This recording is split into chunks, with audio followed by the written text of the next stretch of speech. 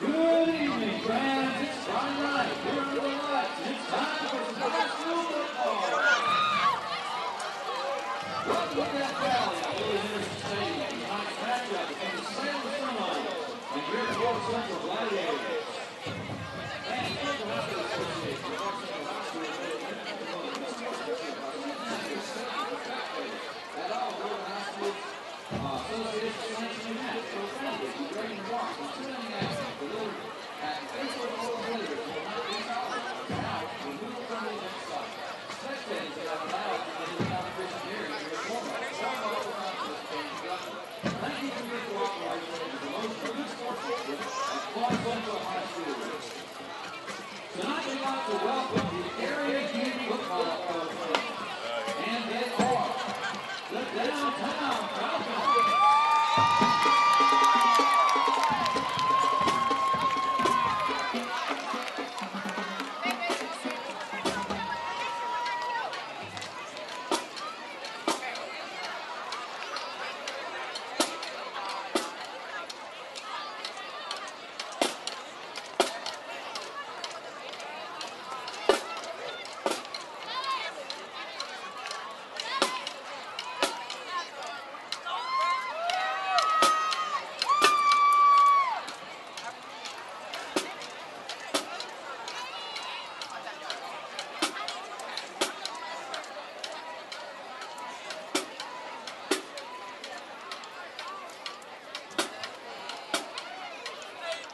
Next we have the AYA Trojans.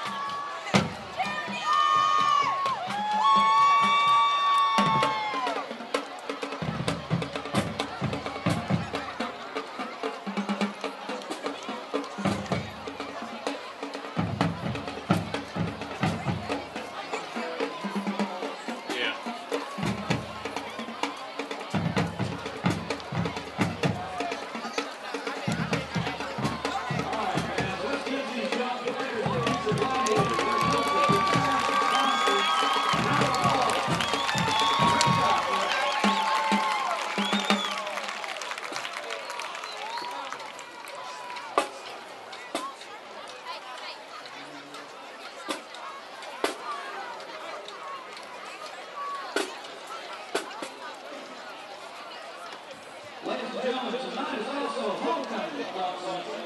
So we would like to ask that all returning alumni please stand and be recognized. Let's give these folks a round of applause. Welcome all of you around the world, Gladiators. We're always glad to see you. We have had an excellent week of homecoming festivities, including our Spirit Days contest and our parade and pep ride last Wednesday. We hope everyone enjoys the game tonight and the homecoming dance tomorrow night. And of course, we will be recognizing the homecoming court and crowning the homecoming queen at halftime. We will also crown our homecoming king at the dance tomorrow night.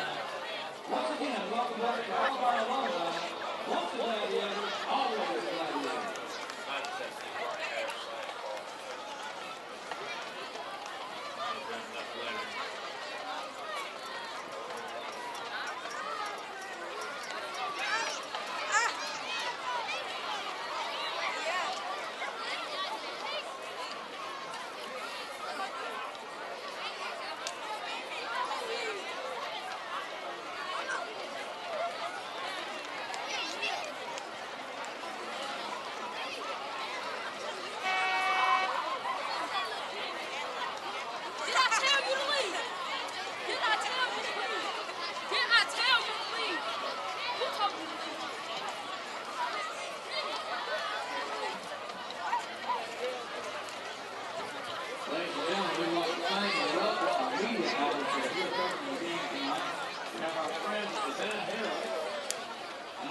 Be sure to catch tonight's game on demand at GHSA.TV.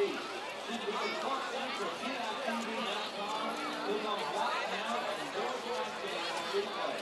Also, be sure to catch the Leroy Ross every Wednesday and the Friday Football Forecast Show with Chuck Webster and Dustin Thompson all season long, only on GITV.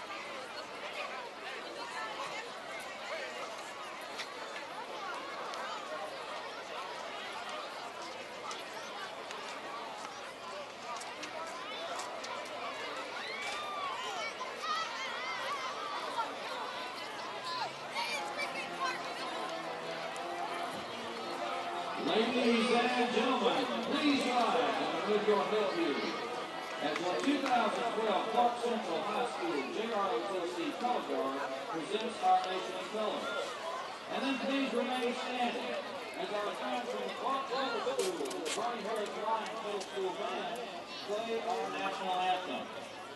Tonight, our JROTC program is represented left to right by Cadet Private India Ellison, Cadet Staff Sergeant Alexis Shaw, Cadet Corporal Eliza Brown, Cadet Captain Rogeria Shelton, Cadet Private Brittany Wright, Cadet Sergeant Marissa Ragsdale, Cadet Sergeant Marisa Delgado, Cadet Private Chandra Goddard, and Cadet Private Tristan Davenport.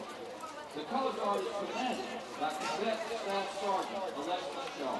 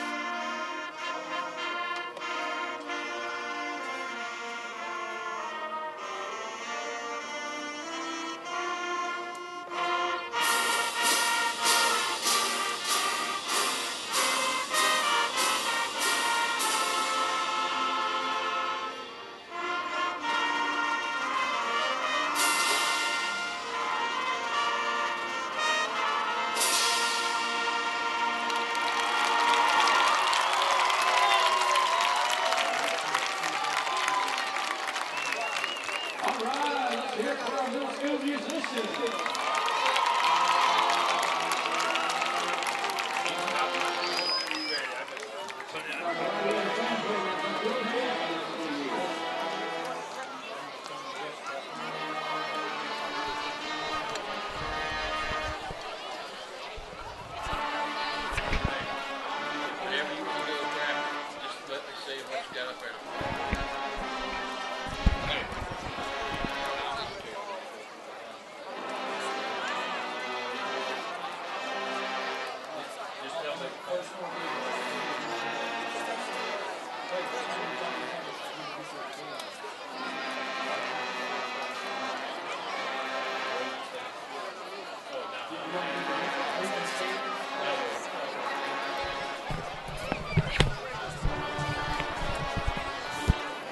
Welcome everybody to Billy Henderson Stadium for the 2012 homecoming game, which will be between the Salem Seminoles out of Conyers, Georgia, and our own Clarke Central Gladiators here at Billy Henderson Stadium in Athens, Georgia. And it's a very festive sight here tonight. We had the Bernie Harris Lions and Clarke Middle School bands play the national anthem.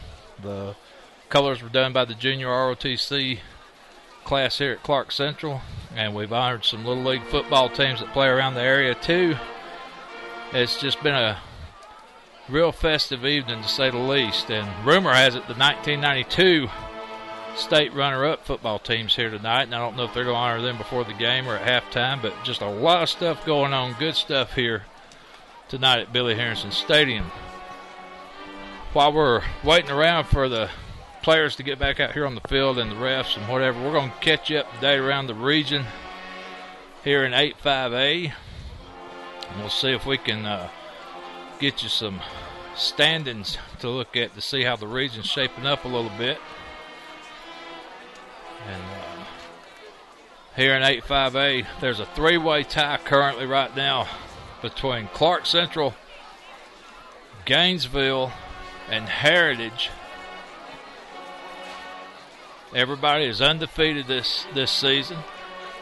Clarke Central, Gainesville, and Flowery Branch is undefeated. Heritage is in fourth place at 2-1. And then, of course, our crosstown rival Cedar Shoals, they're tied in fifth with these same Salem Seminoles that we play here tonight at 1-2. And then still looking for their first wins, Appalachia, Wandabara, and Loganville. Big region matchups tonight over at crosstown at Cedar. It's going to be the Gainesville Red Elephants coming into town to try to ruin Cedar Shoals' homecoming. That game starts at 7:30. Flowery Branch travels over to the Chee in Barrow County to play Appalachia. Appalachia desperately needing a region win. And Loganville's off this evening, which would make the other region contest tonight Heritage traveling over to Wandabara, which last year at Wandabara, Heritage were 21-0 victors over the Double G Bulldogs. But just it's that time of year where you've got to step up. You've got to try to protect your region record. Top four teams from every region around the state go to the state playoffs, and you've got to try to stay in that top four. Clarke Central in a good position right now, and hopefully they can continue that quest for a third consecutive region championship here tonight against the Salem Seminoles. I'm going to go down to the sideline and see if Holly Ward's got anything interesting going on. Holly, you got your ears on?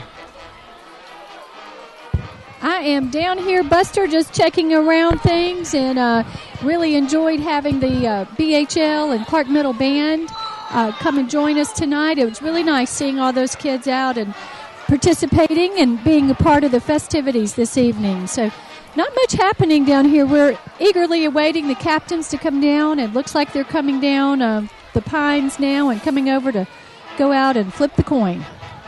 Well, Holly, you know, we got started a little bit earlier tonight, and I think it's because we're all sitting around for the last couple of weeks wanting to do some football. And I think you probably feel the same way I do. You ready for these guys to get going?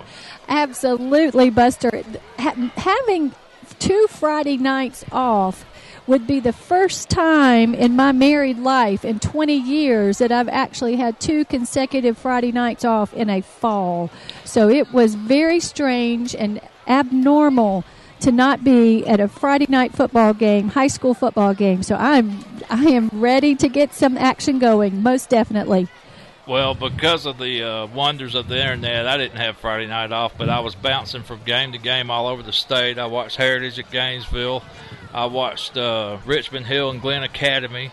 All these games were courtesy of Who Carries Us, Play on Sports, and I'm telling you, it's just the wave of the future, this thing we've got going on here, courtesy of your husband, our athletic director, John Ward, and GITV.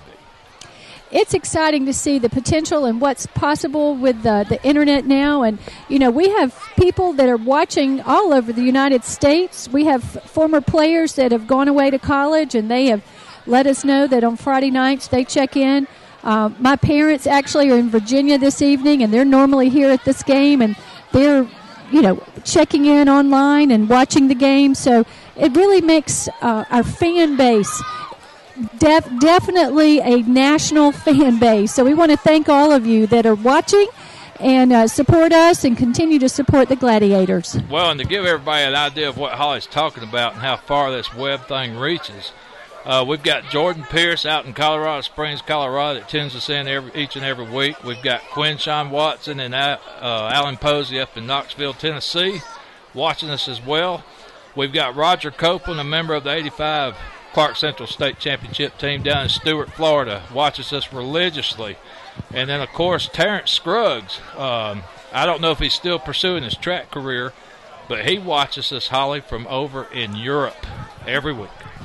Wow. So actually then that makes us an international video broadcast. So it makes it a lot of fun and something, you know, my own sons, when they get home on Friday night, they're already looking and checking the plays and watching, and really brings a lot of enthusiasm to their experience. Well, Holly, we're going to let you see if you can round up somebody to talk to. I'm going to switch it off right here and cut some of this feedback off, but we'll be back down in just a second. Holly's going to be giving us interviews all throughout the evening on the sideline, up-to-date injury reports. And hang on a second. I thought Clarke Central might be fixing to run out of that banner over there, but that's just the captains coming onto the field down there in the corner. We'll see if we can get some numbers for you there. It looks like number 3, Cameron Johnson. Looks like it possibly could be number 36, Denzel Maxey. I'm not sure if that's number 20, Kayvon Williams, behind him.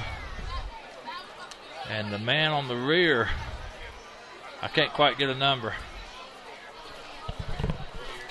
That's Amir Williams, number 9. Okay, so there's your Clarke captains. And the Salem captains coming in on the other end zone down in the corner. And we'll see if we can get some numbers right quick there for you. For Salem, looks like 53. That would be Brandon Thornton. Is there a 52 in there? Or what's that? If we get those jerseys to turn around a little bit. We got a number 1 for Salem, and that would be Damian Gordon. And we'll get the other 2 captains to you just as quickly as possible. Number 8, that's Cameron. They have a Cameron Johnson. How about that? And we believe that's number 75 leading the pack for Salem, which would be Zalid Cooper. There's your Salem captains for this evening. So let's go back down to the sideline and see if Holly's gotten into anything. Holly? We just had Papa Bill bring in 2 of our players, and we're all been heartbroken this week. And Yearby broke his ankle yesterday in a game, and we are just heartbroken. And also number 6, Rodney Willingham is down here on crutches, and I know all of you are really upset about that. He's a senior this year, and I don't want to go over and talk to him because I know this is very emotional tonight and hard for him, but he's down here supporting his team. Well, Holly, everybody got that news Wednesday, and it traveled like wildfire through the Athens community where Rodney Willingham had gotten hurt in practice. He was really starting to pile up the yardage, and we really feel for that young man. As Coach Riles said, just a big, intricate part of this team. Captains lining up on the 50-yard line now. Cameron Johnson, Denzel Maxey, Kayvon Williams, and Amir Williams. And they'll get ready to greet the Seminole captains. And we're about 4 minutes and 2 seconds from getting this thing underway. So we're going to, as they approach midfield in the big Super C on the 50-yard line, we're going to go down to Holly Ward and see if she can get in there with that microphone and get the referee's instructions. Down here with the coin toss as the gentlemen are shaking hands with the referee and coming here on the C.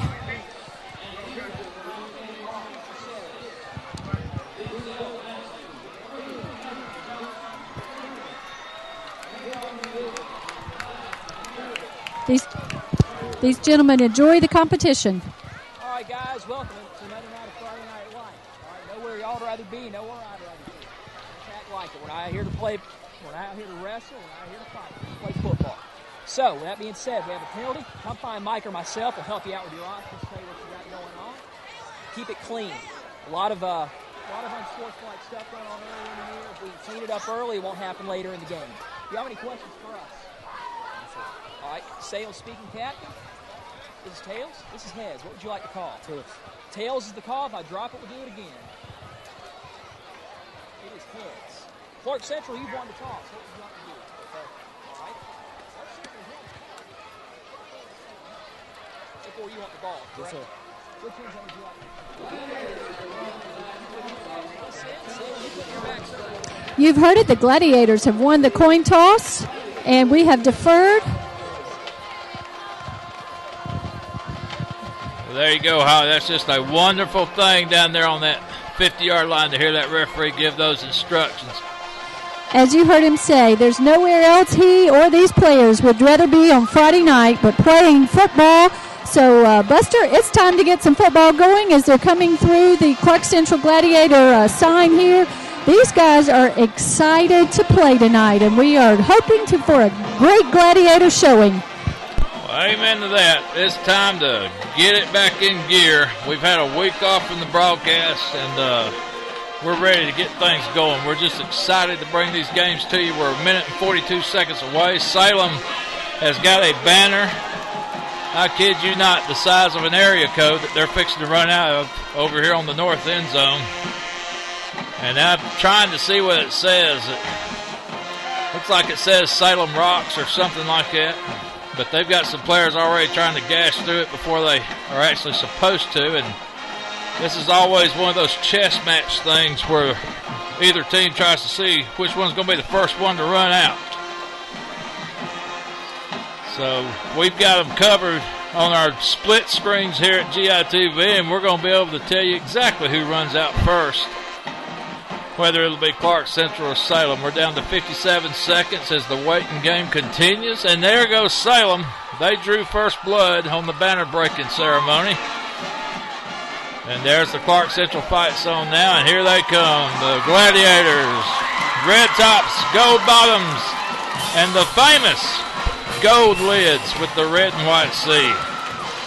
Salem, nicknamed Seminoles, they have very much a Florida State Seminole flavor to them. They have gold jerseys with gold helmets, white pants, and of course the scarlet numbers and the scarlet logo on the side of the helmet. 19 seconds away, and we're fixing to kick off Homecoming 2012. And don't forget, we'll have a big halftime ceremony to see who gets crowned our 2012 Homecoming Queen. And we'll bring that to you right here on GITV. So we've got cheerleaders dancing, we've got bands playing, and now finally we've got teams taking the field, getting ready to square off and swap some paint here at Billy Henderson Stadium in Athens, Georgia. Salem Seminoles 2-3 against Clarke Central 2-2.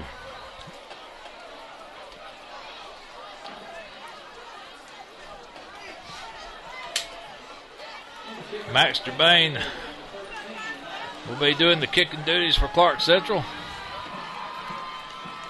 Deep to receive for Salem, number 24, Theo Burnett.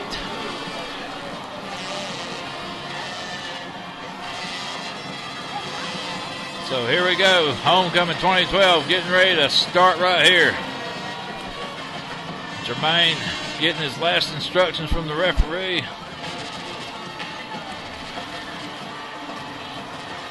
Salem crowd will be filing in probably all through the first quarter, as it's a long drive from Rockdale County down here to Athens. Clarke Central has a wonderful crowd on hand here for homecoming. A lot of old faces, a lot of old blood out there in them stands. So Germain sticks a foot in it, and there it goes to Theo Barnett. And he makes a nice little run around the right side. He's got a little room. We're chasing him. He's to the 40 and knocked down around the 42-yard line. That's going to be 1st and 10 Salem with great field position.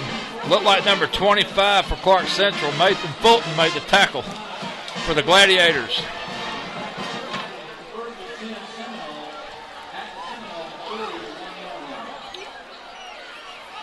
So last year Salem ran some kind of a version of a wing T. Let's see what they set up in this year. And it looks like more of the same. Man in motion. And they give to number 3, one of the slot backs for Salem, Ahmad Mitchell. And he picked up very little, maybe a couple, a yard and a half at best. We'll call it 2nd and 8.5.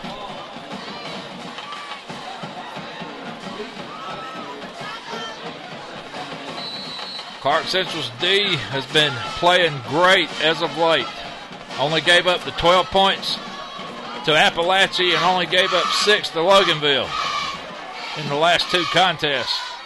And this time Salem wants to try to pass, but we get good pursuit, and we sack them for a big loss. Damon Stovall led the way for the Gladiators. He was there along with number 17, Drico Statham. And that's going to be a loss of almost, I would say, 10 yards. It's going to be 3rd down and 20.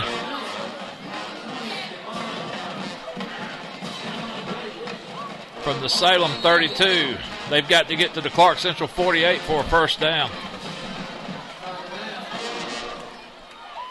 So again, like I said before, that Clarke Central defense really starting to come into its own the last couple of contests.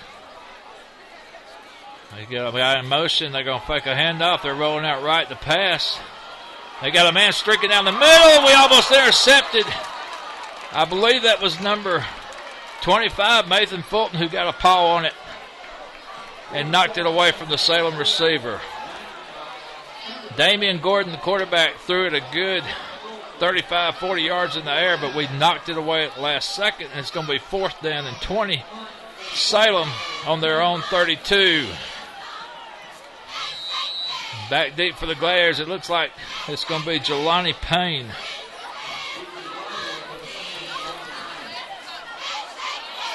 Nice little punt. It's going to hit the ground. Take a little bit of a Salem hop, and they're going to down it around the Clarke Central 47. So 1st and 10 Clarke Central on our own 47. Maybe about a 32-yard kick by the punter for Salem. Gladiators have stepped it up in scoring too. They're averaging right at 34 points a contest this season. But a lot of that has come in the last 2 games. 40 against Loganville and 35 against Appalachia. Cameron under center, and they're offside. Salem jumped, broke the plane, and in high school football, we've told you a bunch of times you cannot break that plane and get back like you can in college or pro. Once you break that plane, that is encroachment. That's offsides, and that's a 5-yard penalty. So Clarke, with an early gift here, gets the start on the Salem 48, 1st and 5. We've got Denzel Maxey in the backfield along with Jelani Payne. We've got Amir out to the left. We've got Jaquan Dowdy over here to the right. And Cameron again is going to start out under center. We're going to be in an I formation. Now we break the I and put Denzel out to the left side. And now the refs are going to blow a whistle and they're going to talk about something over on the 45.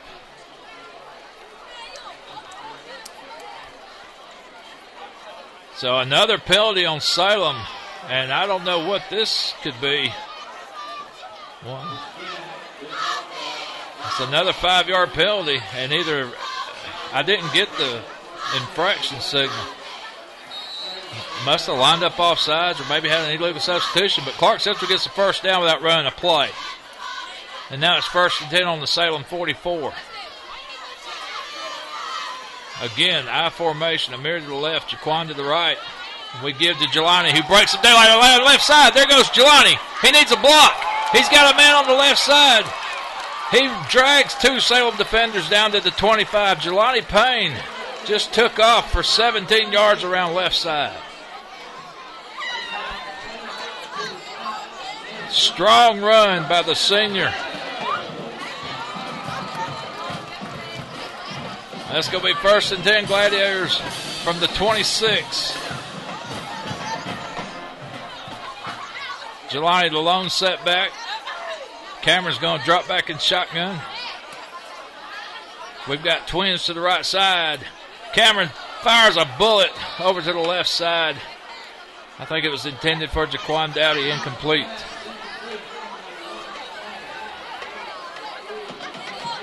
It'll be 2nd and 10 Gladiators. We're marching early. We're deep in Salem territory. We've ran like 4 plays, and we're already on the 25.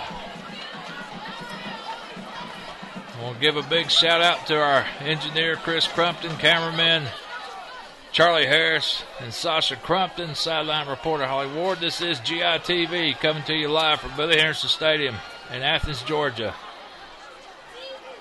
Salem versus Clarke Central in a Region 8 5A matchup. Homecoming 2012 for the Gladiators. Cameron again gives to Jelani. He's going to run north and south and go up the middle for about 7. Strong running by the senior Jelani Payne. Running like a man on a mission tonight. Offensive line opening up some big holes for him there. Getting a good push off that offensive line. 9:02 to go, first quarter action. Clarke Central deep in Salem territory. The ball is just inside the 20. It's going to be 2nd and 5. We're in an I formation. Bayla Ward and Jelani Payne in the backfield. We send Denzel Maxey in motion to the left side. We're going to sweep right. We're going to fake the sweep. We're going to roll left. Cameron's got a man in the end zone. And did he make a diving catch? No, incomplete around the 2. I'm trying to get a number. That might have been Amir on that diving attempt. That's going to make it 3rd and 5. Oh, that's going to be 4th down, excuse me. So we're going to try a field goal. Looks like Jermaine's going to line it up on the 26-yard line. So a 36-yard attempt for Max Jermaine, the senior.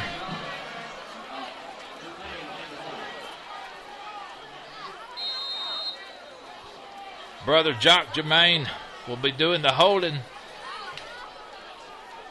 36-yard attempt. The kick is up. It's reaching. It's reaching. And it's no good wide right.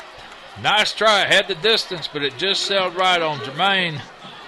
And we'll turn the ball over on after the missed field goal attempt to Salem. Salem will get the ball on their own 20. Now they're going to mark it where the ball was spotted. On the 26, 1st and 10. Let's see. Now they're going to back it up to the 20. Well, there's a little confusion with the refs down there. The chain gang trying to figure out where the ball's spotted. They're saying on the 20. 1st and 10 on the 20. Salem Seminoles. 2nd possession of the night. Quarterback is number 1, Damian Gordon for the Seminoles. Again, they're in that wing T looking formation. They send number 3 in motion. That is Ahmad Mitchell. And that's little to no gain. They probably lost. Probably lost about 3 or 4. Now they're going to mark it back at least 5 yards. So Salem having a hard time getting east to west on this Clarke Central defense. And a team that has the team speed that Clarke Central does, that's just not a good idea if you're an offensive coordinator trying to figure out a way to run around these guys. I've never seen a team that pursues to the ball so quickly as does Clarke Central. 7:55 to go, first quarter, no score. Oh, and they mess up the pitch, and it drops back into the end zone. We got a man falling on it. There's a touchdown.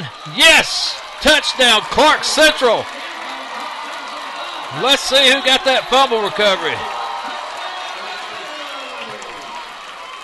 They're telling me number 32. No. 33, Cedric Armstrong on the recovery.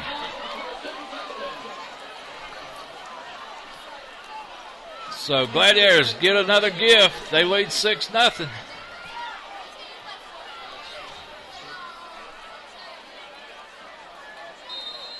And it looks like Matthew Ward will be in for the extra point. He was perfect last week.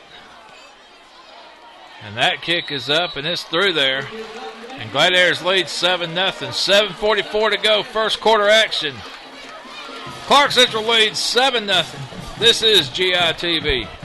Holly, what have you got? Hey, Buster, we've got some enthusiasm down here for the evening, and I've got some wonderful fellows that have come back for homecoming tonight. We've got DeAndre down here with us. DeAndre, you've got some blue and yellow on tonight. Tell us about what it's like to be a college student playing football. It's good, man. I'm glad Clarke Central got me ready to play football, you know what I'm saying? So I'm just glad to have the opportunity to get an education for free. So. Well, listen, how's your season going? It's going pretty good. We're undefeated in our conference, so it's looking pretty good for us to get a ring to be the SAC champions. Wonderful. Well, we are so proud of you and know that you're working hard and doing some great things there playing football, and a student doing very, very well. We're excited to see you tonight, and good luck in your season. Holly, thank you. Holly, ask DeAndre what size shirt is he wearing now. Buster just asked me, DeAndre, what size shirt you're wearing these days. Two it. It's still a 2-8, baby. Okay. It's still a 2-8. All right, then. It's still a 2-8. Thank you, Holly.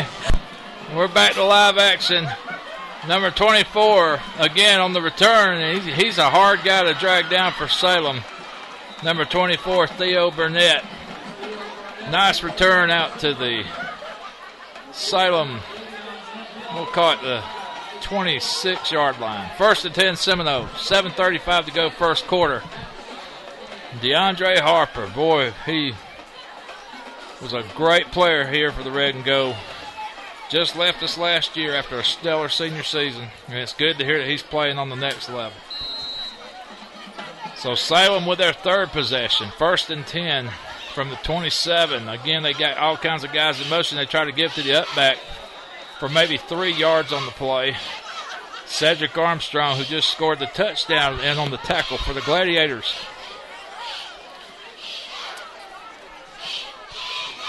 Again, I cannot describe the atmosphere here, but it just feels exciting on the home side over here on homecoming 2012. A lot of people, not a lot of empty seats over here in the home stands, and that's good to see. 2nd and 9, Seminoles.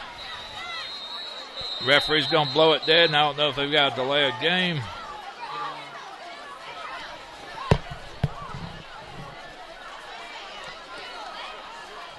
They're going to call offsides on Clarke Central. So that'll be 5.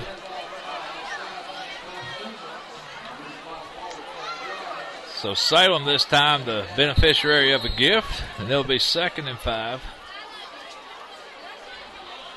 And again, they do the hurry-up snap thing here.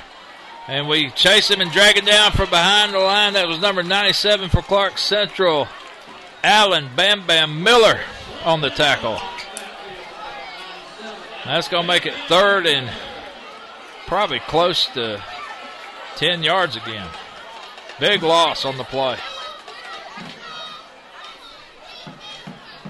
So again, I'm not real good with numbers, but I don't think Salem's had a lot of positive yardage tonight.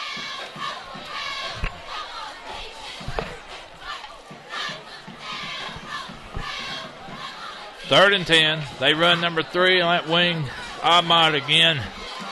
And he's hit for maybe a yard gain. That's it. Ahmad Mitchell on the carry.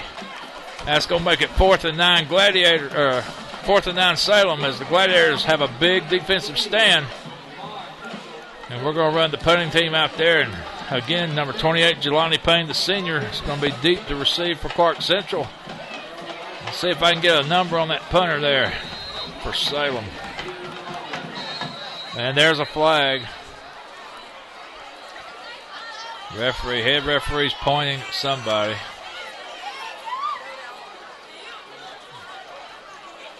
And I think that's illegal participation maybe on Salem. Maybe they broke the huddle with 12 men. And no offense, but Salem has been doing nothing but giving us gifts and going backwards all night long with the ball. So Clarke looks like they're going to try to go in. Blodstein Drico coming in from the right side, almost got a hand on it. High, lazy punt. Not much distance, but now it gets a Salem bounce. And it's going to float out to the 47-yard line, and that's the same spot Clarke Central started their last drive on. Inside Salem territory, 1st and 10 Gladiators, 5:23 to go, 7-0 Clarke Central. And Clarke hurries to the line here. Again, Cameron checking off on the sideline as he gets a play from the bench. We've got Denzel in the broken eye. We've got Jelani in the back. Lone setback. We put Amir in motion. Cameron wants to drop back. He's looking. He's got Denzel over here in the right flat, and Denzel breaks a tackle and spins out with another one. Denzel Maxey. The second effort on that play and the yards after the catch. Unbelievable. That gain's good for 14 yards and a Clarke Central first down. Denzel Maxey, our senior fullback, becoming one of the more reliable receivers on this Clarke Central offense. And I tell you, Cameron had a couple of other options downfield. He just went to Denzel on that play. 1st and 10, 5:05 to go, first quarter action. Clarke leads at 7-0, and we're driving again. Cameron this time, we give a little trap play to Jelani. Jelani's going to try to get to the corner. Had one man to beat, could not get around him, and he has stood up after about a 3-yard gain. So it'll be 2nd and about 8, maybe 7. 3-yard carry by Jelani. He almost got to the corner. I had one man to beat, but that one man did a good job wrapping him up. Hard to do on Mr. Payne when he's in open space. 4:32 and counting, first quarter action. 7-0 your score. Clarke Central leading Salem. Again, we've got one lone setback. We put Maxey in motion to the left side. And we fake again to Jelani. Cameron's going to run out of some trouble. He may just keep this one. He's got the first down, and he's got plenty more, maybe 6-7 yards after he collected the first down. He's inside the Salem Seminole 20-yard line. They're going to mark him out right at the 19.5-yard line. So first down, Gladiators. We're driving. We're getting yards in big chunks. Homecoming 2012, Athens, Georgia. As soon as we get some scores, we'll try to pass them along to you of other action going on tonight around the state. Cameron again sends a man in motion, and we give to Jelani straight up the middle, and he's making a bunch of guys miss, but he couldn't get away from the third or fourth guy. I still think he got positive yardage, maybe 2 or 3 on the play. Let's see where they spot the ball. We were on the 19. They're putting it down to 16.5, so give him 3. 2nd and 7. 3:45 to go, first quarter. Clarke leads at 7-0. We run in Baylor Ward as we try to run with 3 running backs now. Denzel Maxey, Baylor Ward, and Jelani Payne. We've got one receiver over here to the right. That's Amir Williams. Maxey in motion. Cameron gives to Jelani. He's got a little bit of space, but he can get to the corner. Jelani to the 10, to the 5, 4, 3, 2, out of bounds at the 1-yard line. Jelani Payne again running strong for Clarke Central. That'll make it 1st and goal on the 1. You've got 4 cracks to pick up 36 inches. Clock stops momentarily at 3:17 here in the first quarter. Clarke Central leads 7-0. We're looking for 7 more. Baylor Ward, the fullback. Jelani, the lone setback. Salem with a 4-man front. Not a true goal line defense, and Jelani's going to easily make this. Touchdown, Gladiators. Jelani Payne. Clarke leads at 13-0. 3:09 to go, first quarter.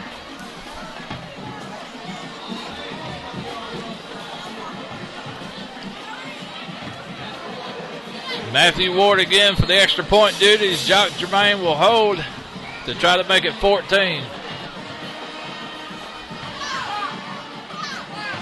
And that kick is no good. I think they got a hand on it.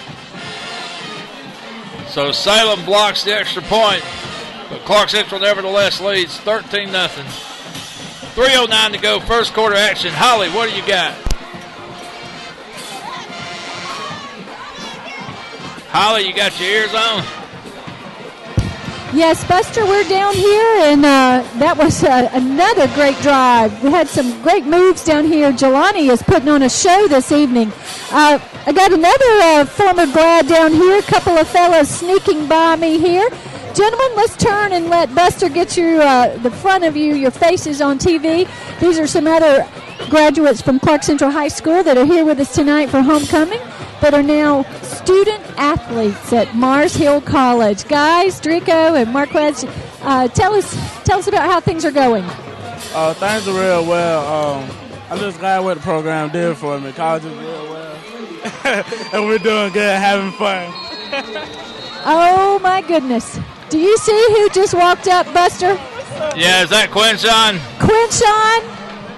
Turn around and let Buster see you on the camera there. We are having reunion night tonight. Well, hang on, Holly. We're getting that last play that was just ran on the kickoff here, but now let's go get back down there. There's Quinshawn and Marquez, and who's the other guy, Holly? With it. School's going. Well, school's going great. Like, it's a nice environment, studying environment. They love the athletes up there. So, I mean, I can't complain. Wonderful, wonderful. Quinshawn, got to see you last week in some orange and white. How are things at University of Tennessee? Everything's good. I mean, we're just taking it day by day, grinding, trying to get these victories up, man. That loss last week, we ain't like that too much, so we're just trying to get everything back on the road and rolling up there on University of Tennessee. You gave the Bulldogs a lot of worries last week, and it was definitely came down to the end there, just back and forth, back and forth.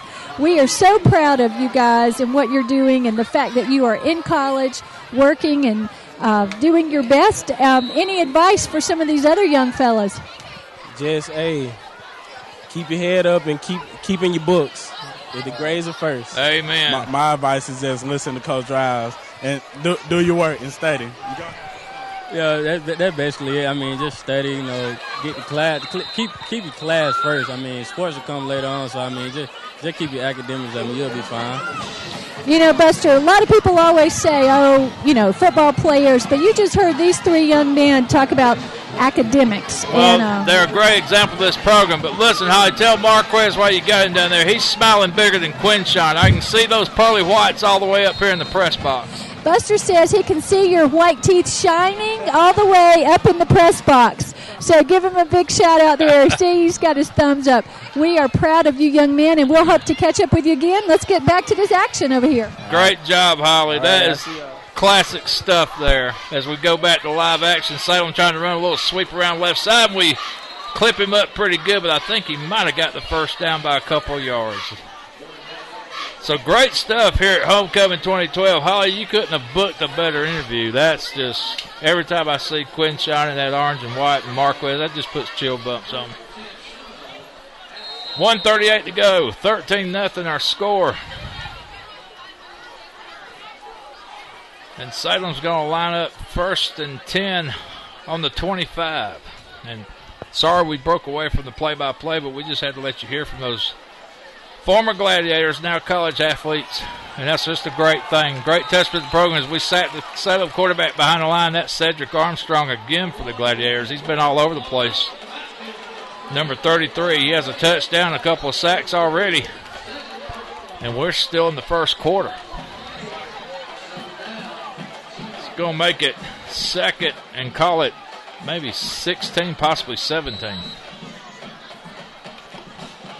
Ball sitting just shy of the 18-yard line. Salem has had a problem moving forward all evening.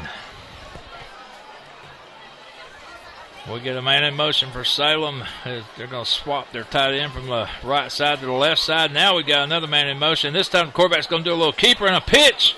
Oh, man. And we met him right in his tracks. Draco Browner, number 7 on the hit for Clarke Central. And it was almost like he knew what play was coming as he blew up that option pitch play before it could get started. And they're going to mark him for no gain. So 3rd and 17, balls just shy of the 18. Salem's going to run a play in. And they're going to just let the quarter out right there. That's the end of your first quarter. Homecoming 2012, Clarke Central 13, Salem 0. And Holly, it looks like you got something going on behind you there. I'm going to turn it over to you, Holly.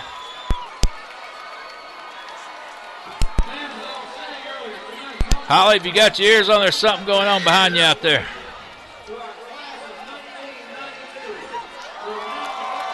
Holly, who is that out there? We've got the definite. Look at these folks down here getting excited. These are former Gladiators, the class of 1992. Yeah, Holly, the class of 1992 were state runner-ups. They lost a heartbreaker to Valdosta 17-14 in the state championship, but they really wear that red and gold with pride.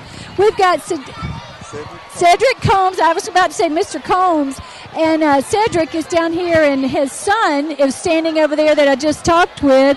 And that's a graduate, now 2 graduates from Clarke Central High School.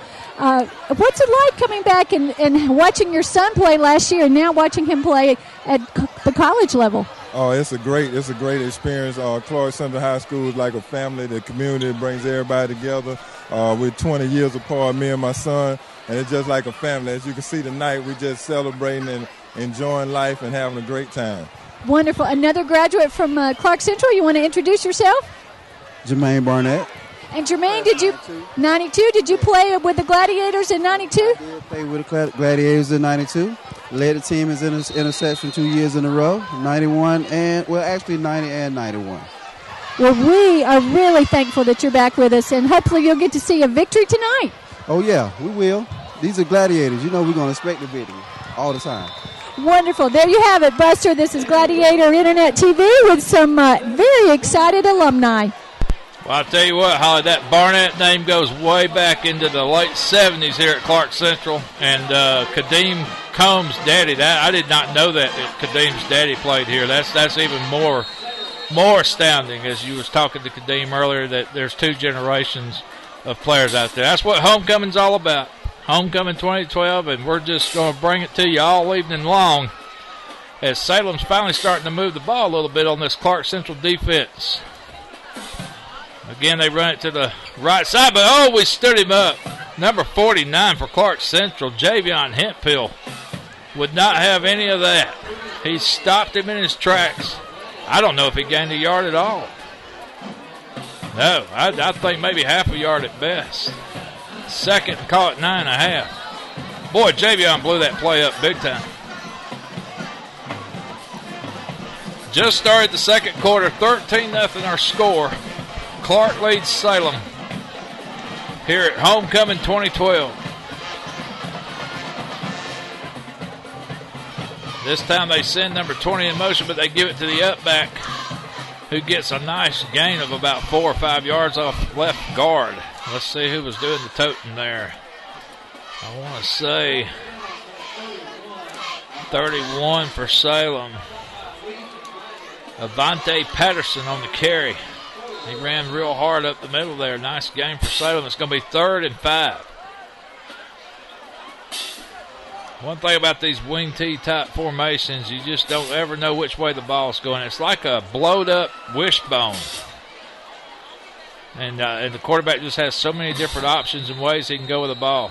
And now the referees are going to blow this play dead, or are they calling timeout? Timeout, Salem. So we've got timeout on the field with 10:17 to go, second quarter. Holly, you got any more goodies down there you want to go to during this timeout? Well, let's see here. Right here, if I can catch up with him here with the camera, this is Andy Thomas. And Andy, you are the president of the Gladiator Football Touchdown Club. Any words you'd like to send out to the Gladiator audience? We'd like to welcome everybody this week for homecoming and look forward to a finish of a great season and looking good tonight. Absolutely. Andy, we just appreciate your efforts and work. So many went before you, laying a foundation here, and you are giving back and playing it forward now also. Yes, ma'am, and I was Clarke Central graduate in 1989, so that's what I'm doing, is trying to continue the Gladiators tradition.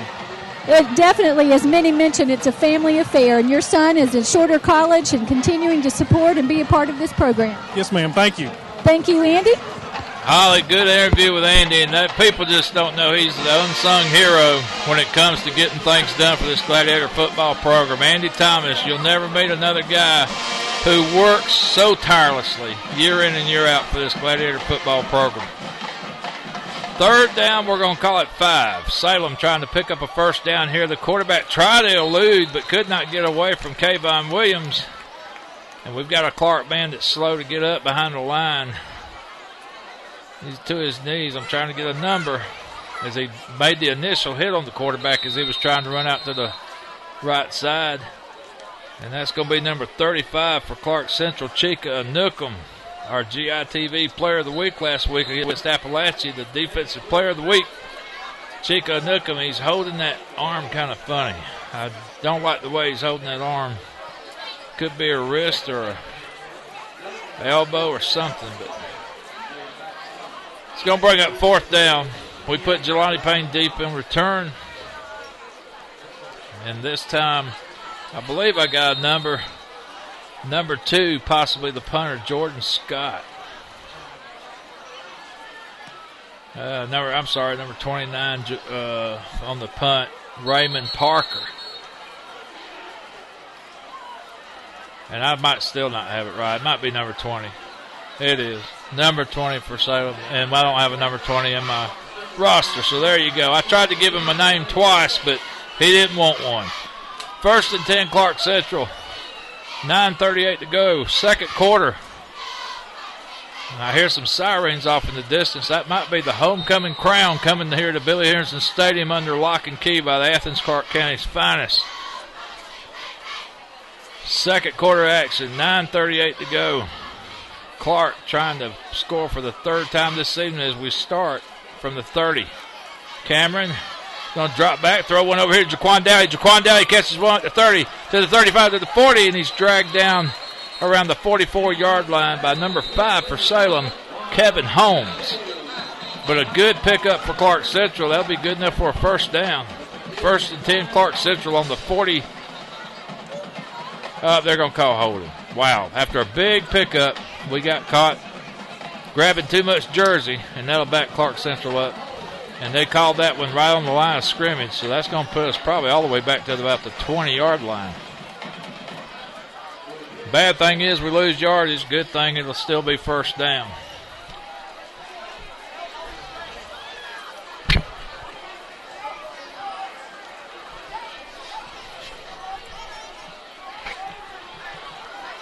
So it'll be 1st and I guess we'll call it 20 from the Clarke Central 20. 13-0 our score. 9:20 to go, first half.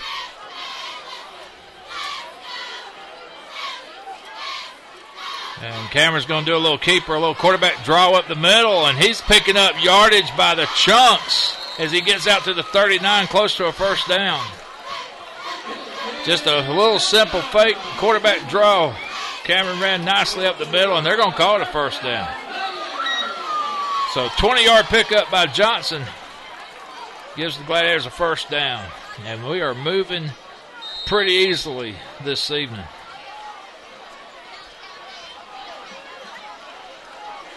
We've got Twins out to the right side. Jelani's the lone setback. Cameron taking a read on the defense at the line.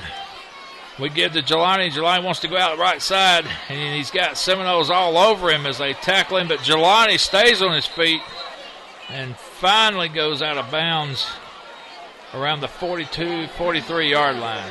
So a pickup of about 3 tough yards. Well, and now the spot's not so generous. They only gave him a yard and a half.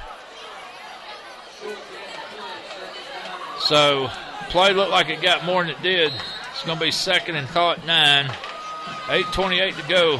First half action. Clarke leads Salem 13-0.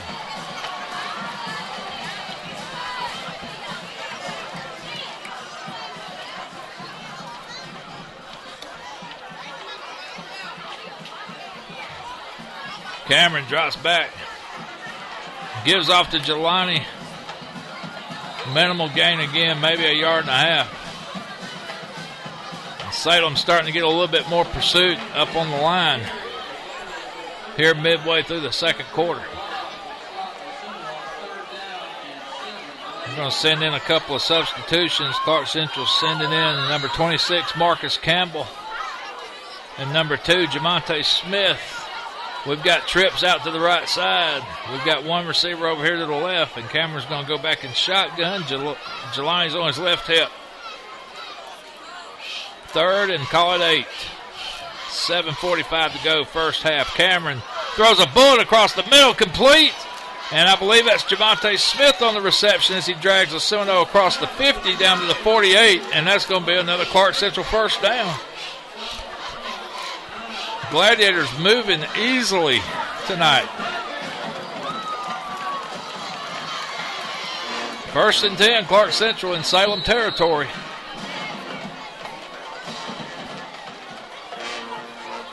And again, we've got Twins double stacked up to the right side. We've got Jelani and Denzel in the backfield.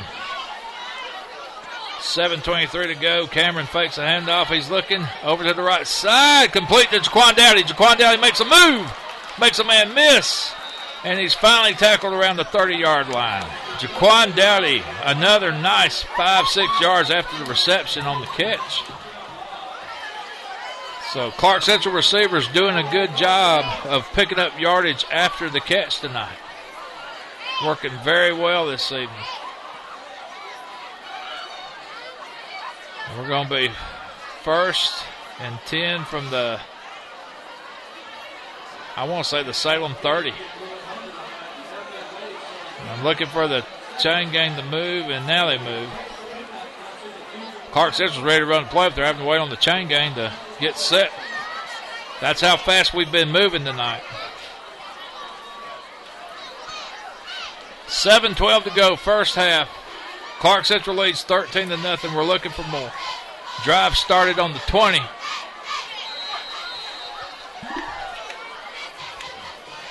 So we've moved it 50 yards. And we give to Jelani, nothing doing. He spins out of a tackle, and he's trying to fight his way out of a loss, and he may have gotten back to the original line of scrimmage. Jelani just will not go down easy tonight. You can see he's having one of those type nights. He's running very, very strong. 6:40 to go, first half. Clarke trying to get another score up before halftime. Jamonte Smith in for Denzel Maxey. He's going to line up over here on the left side with Amir. And now we've got trips over here to the left side. Looks like Jaquan Dowdy, Jamonte Smith, and Amir Williams over to the left side. Cameron shotgun. He's going to roll out to his left side. He's looking for receivers downfield, and it's complete. Oh, drop. Jaquan Dowdy had it for a second on the 18 when he made his move to spin upfield. The ball slipped out of his hands. But he was open. He had some room in front of him if he could have made the turn with the catch. Again, we run in Marcus Campbell. Out there with Jamonte Smith and Amir Williams to the left side. We put Jaquan Dowdy out to the right. So again, almost a naked formation. We do have Jelani in the backfield. Cameron shotgun. And this time another little quarterback draw, and Cameron waits for a hold to develop. And he picked up 8-9 yards off left side. So Cameron racking up some yardage through the air tonight, but also on the ground. Doing it very nicely. And now we run into big freshman tight end Anthony Smith, who really had a breakout game last week at Appalachia. Had about 3 receptions. All of them were huge in critical situations. And referee's trying to decide on a spot for the ball, but there's going to be a penalty.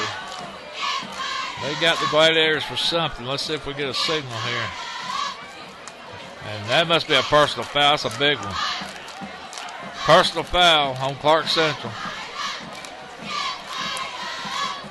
And those are absolutely drive killers.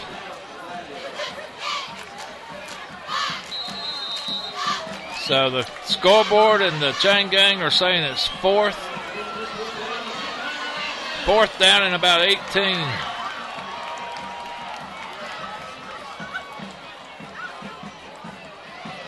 Gladiators going to try to put one up before half this deep in Salem territory. Cameron drops back, throws down the middle, and that's complete. Did he get the first down? I believe he did, by at least a yard. Amir Williams, nice reception. And that's got to be a first down. It's inside the 20, yes sir. So Clarke Central on a 4th and long converts to the senior Amir Williams, wide receiver, who missed the first 3 to 4 games due to an injury. Good to see him back on the field. Had a touchdown reception last week against Appalachia, and another one here tonight. Again, we've got the twins out to the right side. We put Maxie in motion to the right with them. Cameron drops back, looking right, throws to the end zone. Tipped by a Salem defender, and that'll be incomplete. A jump ball type situation, and Salem won that one. Number 1, the quarterback, Damian Gordon, broke up that play. So he's playing a little double duty tonight. 5:05 to go, first half. Clarke Central just inside the 20, looking for their 3rd score of the evening.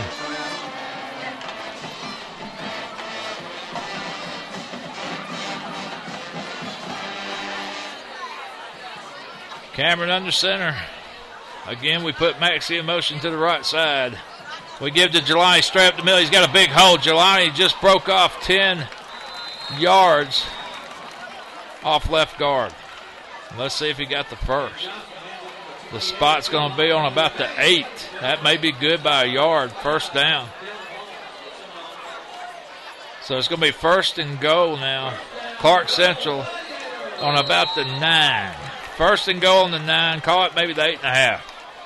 Baylor Ward, fullback. Jelani, tailback. We now run a strong formation. Cameron under center. We give to Jelani, looking for a hole, squirts through for 3 or 4, and there's a flag, maybe a holding. They got somebody over here on the backside, but that's usually the spot where you see a holding call.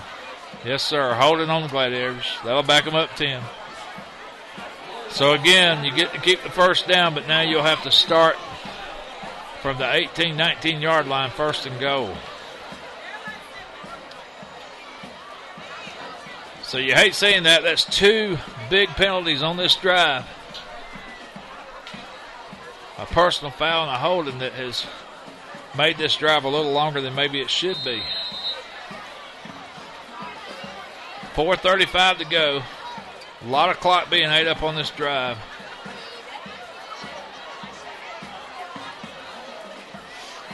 Broken eye formation. Cameron, Denzel in the backfield. We've got Jaquan and Amir are wideouts. And we want to try a little end around, and that's not going nowhere. They got Amir behind the line. Salem read that play very well. Tackled Amir before he could get going, and Amir's walking a little gimpy. Nice little stinger in the thigh there on the tackle, I imagine. Now Jamonte Smith comes in for Denzel, and now we've got Amir and Jamonte to the right, Jaquan to the left.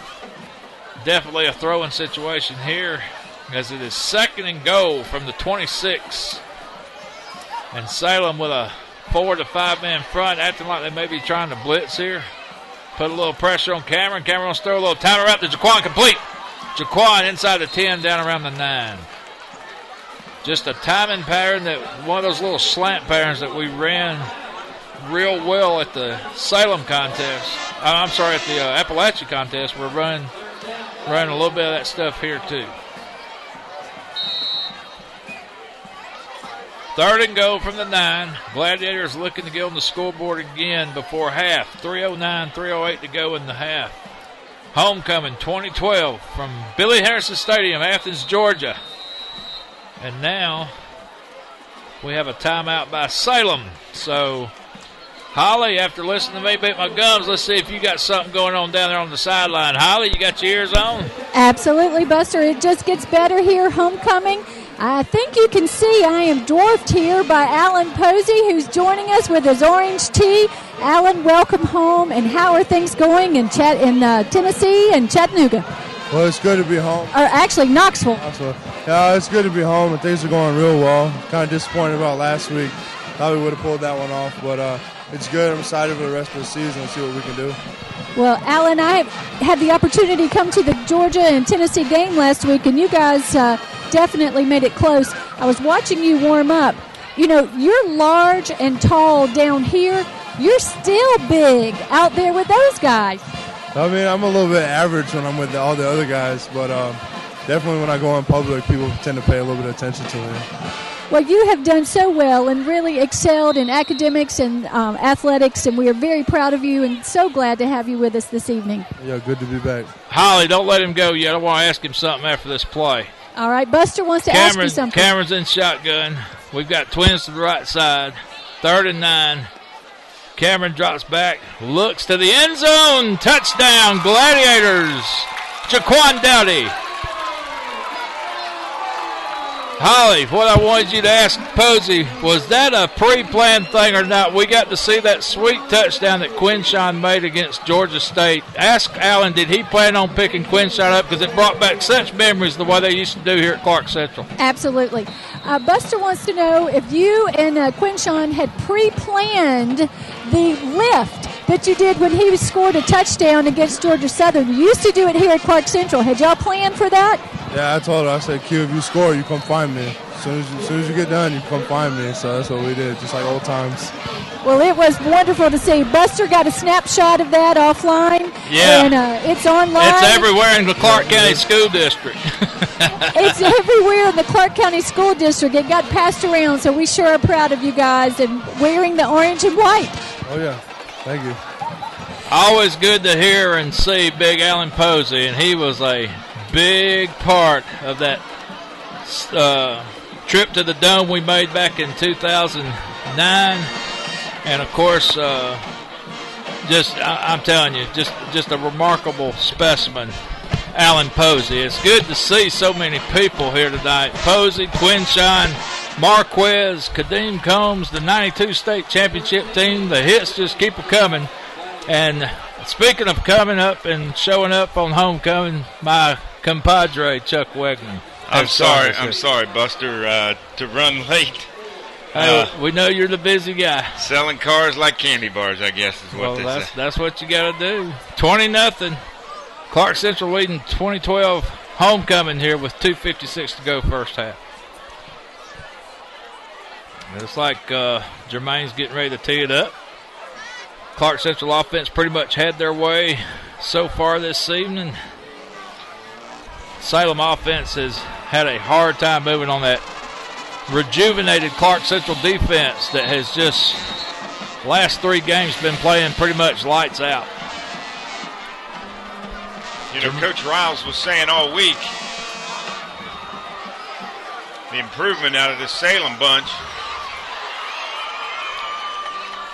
And number 3 there on the return, Ahmad Mitchell on the return. Good return. Well, and there's been nothing short of their return game. They've had 3 very good run backs so far here, Chuck, but But, yeah, I'm surprised that Clarke Central's having so much ease to this point with this bunch here.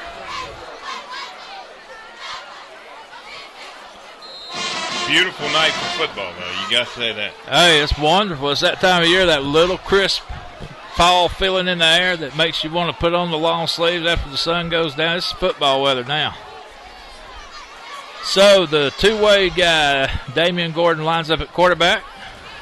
They give, and we met him behind, right at the line of scrimmage anyway. Clarke Central defense just been playing lights out, Chuck. They've been at the line of pursuit all night, barely letting Salem get across the line. Yeah, that was number 17, Drico Statham, meeting him there at the line of scrimmage. Of course, number 15 for the Gladiators.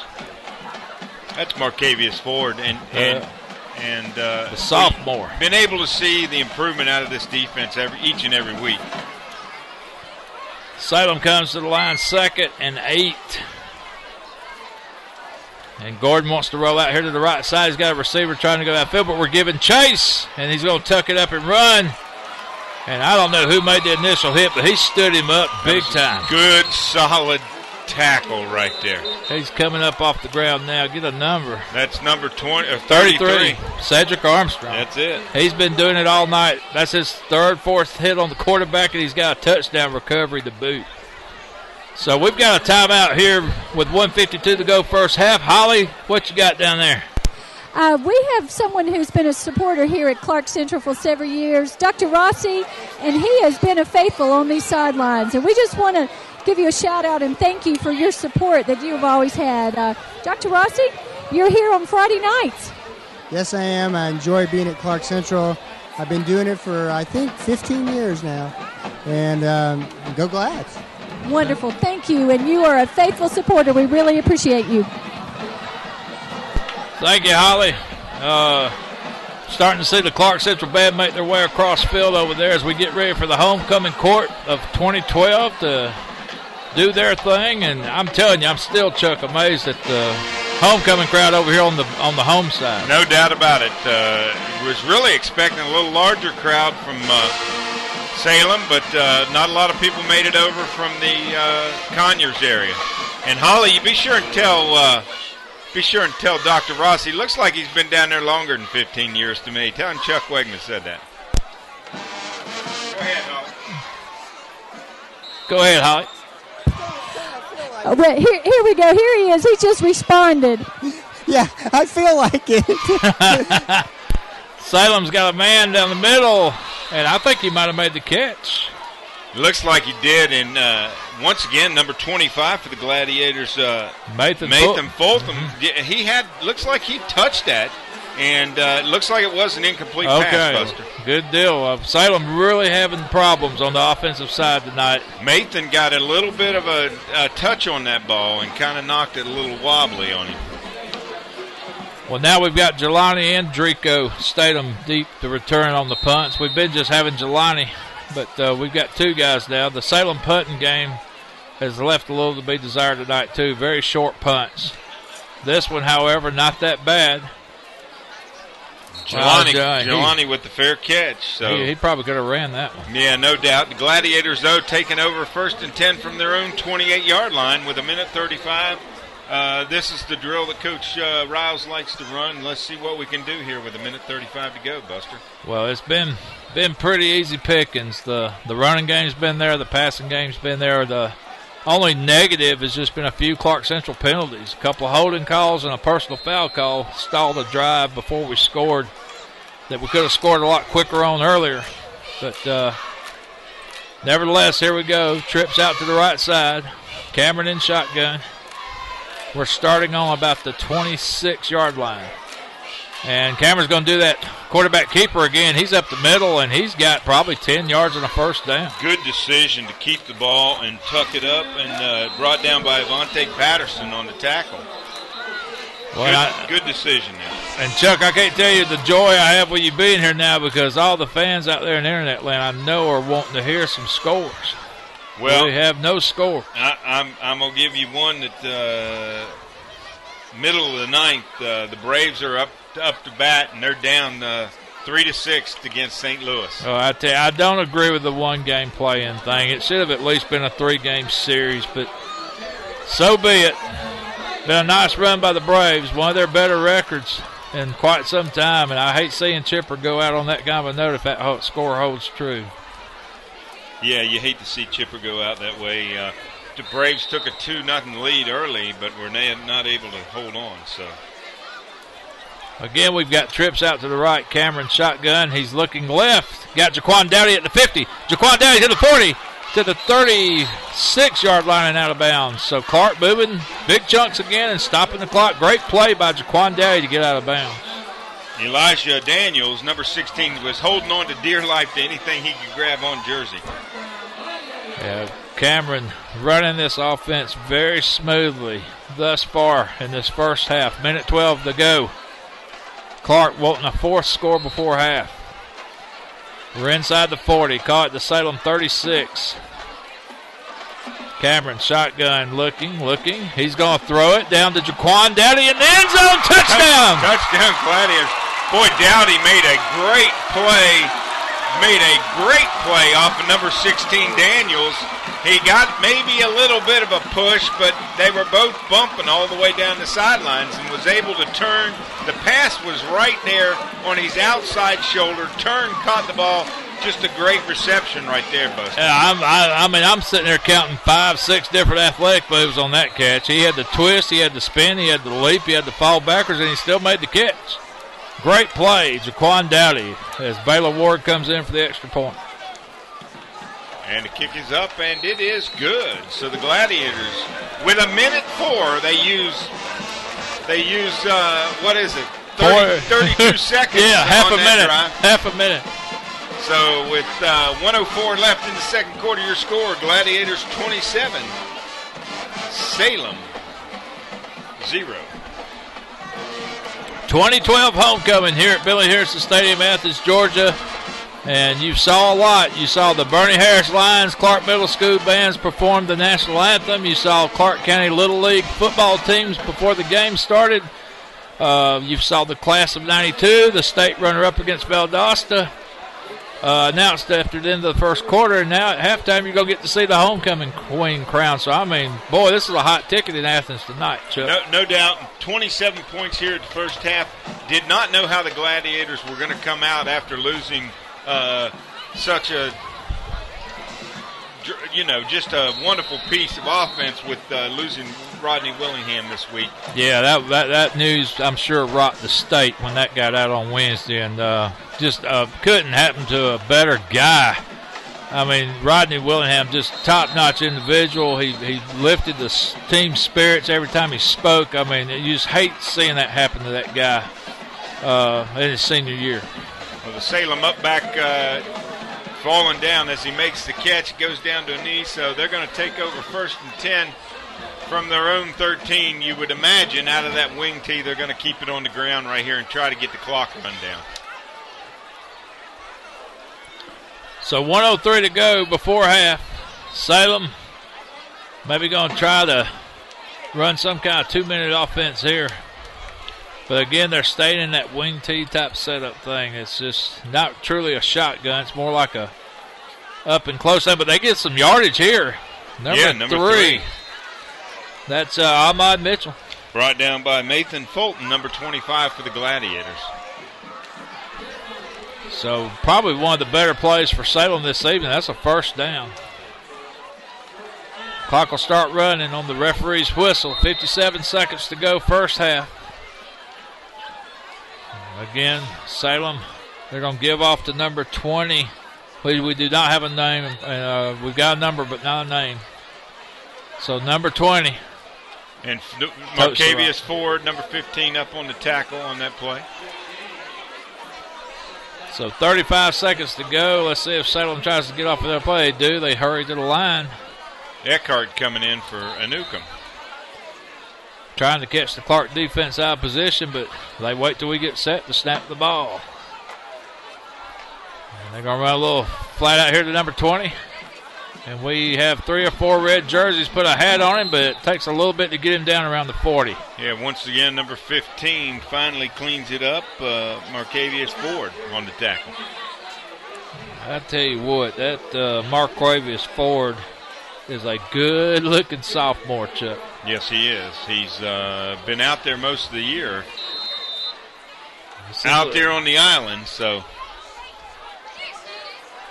10 seconds to go. This will be the last play of the half, barring an incomplete pass. He's going for it all. And there's nobody there. And the clock sounds right there. So, into your first half, Clarke Central leads Salem 27-0. And we're going to try to get some scores. I don't know if Holly's got any interviews lined up for you, but let's go down to Holly real quick. Holly, who you got? Buster, we're down here with Sheena, and as you've been talking, we've got a lot of injuries and things happening. We're going to get an update from Sheena on some of the injuries we've had this week. Well, this week we've had quite a few injuries. Unfortunately, I had 3 ankle fractures this week. One of our seniors is going to be having surgery soon. So that's Rodney Willingham. Yes, and our other 2 are ankle fractures, but hopefully we won't have to have surgery for them too. I also have a knee that's out. Surgery. All right, you got to stop there, Sheena. Whoa. What about Chica? We saw you checking him out. Well, his injury was from last year, a previous injury. We were just checking him out, make sure he had a shoulder dislocation last season. We're just making sure it didn't dislocate again. He was doing fine, but his harness broke, so I'm going to go up top and fix that. Sheena takes good care of these guys, and how do you think Rodney's doing? Have you had a chance to talk with him? Yes, I have. He's doing as good as he could possibly do, being that it's his senior year. And he's a great kid, and he's very passionate about the game. So I almost wanted to cry when I saw the injury happen because I knew it was probably going to be season-ending injury. But he's in good spirit, and he's out here tonight supporting his team. With it, Sheena, we want to thank you. You are here and taking care of these guys, and we really appreciate you. Well, thank you for giving me the opportunity to talk about the guys. All right, Buster. All right, thank you, Holly. We're going to turn it over to the PA announcer here at Clarke Central as they get ready to announce the homecoming queen, the homecoming court, the girls from all the classes. So we're going to let Charlie Harris and Sasha Crumpton do their camera work while you guys enjoy a halftime festivity here for the 2012 homecoming queen in our court.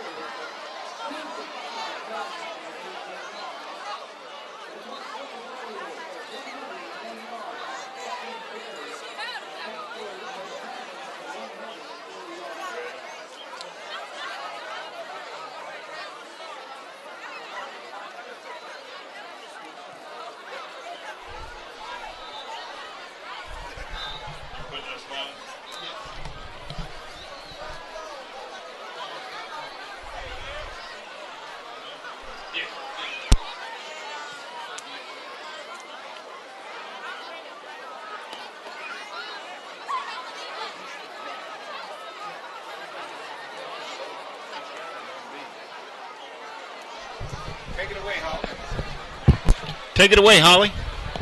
We are here on the sidelines with a very special night we've been talking about. And Kathleen, if you would look up at the press box there, we are here with Clarke Central's Homecoming Queen 2012, Kathleen Gaines. Congratulations. Thank you. Thank you so much. How does it feel to be voted on by your peers as the Homecoming Queen? Oh, it feels awesome, and I wouldn't be here without any of the amazing people that go to our school. Kathleen, I saw you had a lot of family support here, your grandmother and family here. You want to say something for them? I couldn't be who I am today without them. I wouldn't be standing here right now without them, so I'm so thankful for everybody here and everyone who came out tonight. Well, Kathleen, we appreciate how you represent Clarke Central and are very privileged to know you and wish you the best. And so our congratulations from GITV to Gladiators, Clarke Central Homecoming Queen 2012, Kathleen Gaines. Thank you. Go Glad! Well, that's a big deal. Homecoming Queen 2012, Kathleen Gaines. All right, how about that? That's great stuff. Hey, some first half stats we've got for you, Buster. Salem had 19 carries for a minus 27 yards, and they were 2 for 5 passing for 18 yards. So Clarke D's got it in gear, ain't they? That's correct. They total offense for Salem is minus 9 yards tonight. And the Gladiators had 15 carries for 101 yards and 8 for 11 passing for 104 yards under the arm of Cameron Johnson. Some real quick scores before the second half kickoff here. Appalachia 7, Flowery Branch 0. Beaufort 17, West Hall 0. Gainesville 14, Cedar Shoals 3. Marist 10. Columbia 0. Athens Christian 7, Commerce 0, Jefferson 10, Washington Wilkes 0, Northside Warner Robins 24, Houston County 0, Elbert County 21, Oconee 7, and Northgate 16, Whitewater 13. Well, I'm telling you what, these are some crazy scores. Well, Gainesville score catches me a little bit. If that Appalachia score sticks, I mean, you talk about wow. Well, that one and Cedar giving Gainesville a fight. Offense is averaging 49, 50 points a game. All right, back deep for the Gladiators is number 28, Jelani Payne, and who else is back there? Oh, they tried the onside chuck, and I think they might have gotten it.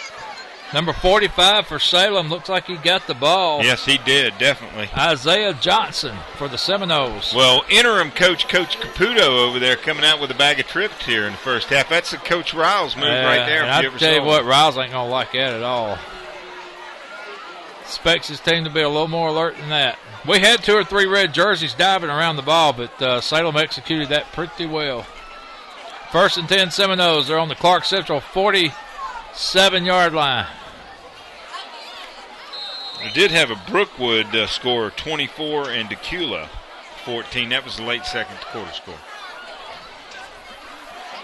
Number 3 on the carry, and he's met after about 2 or 3 yard gain. Number 94, is that Bug, Cavante Bug? Bug and Company is what it's been tonight. Yeah, I'll tell you what. Savon Williams was in there also. Kayvon. It's going to be 2nd down. Let's call it 7. Salem with a 3-yard pickup. And again, they stay with this wing T thing we've been watching all night long.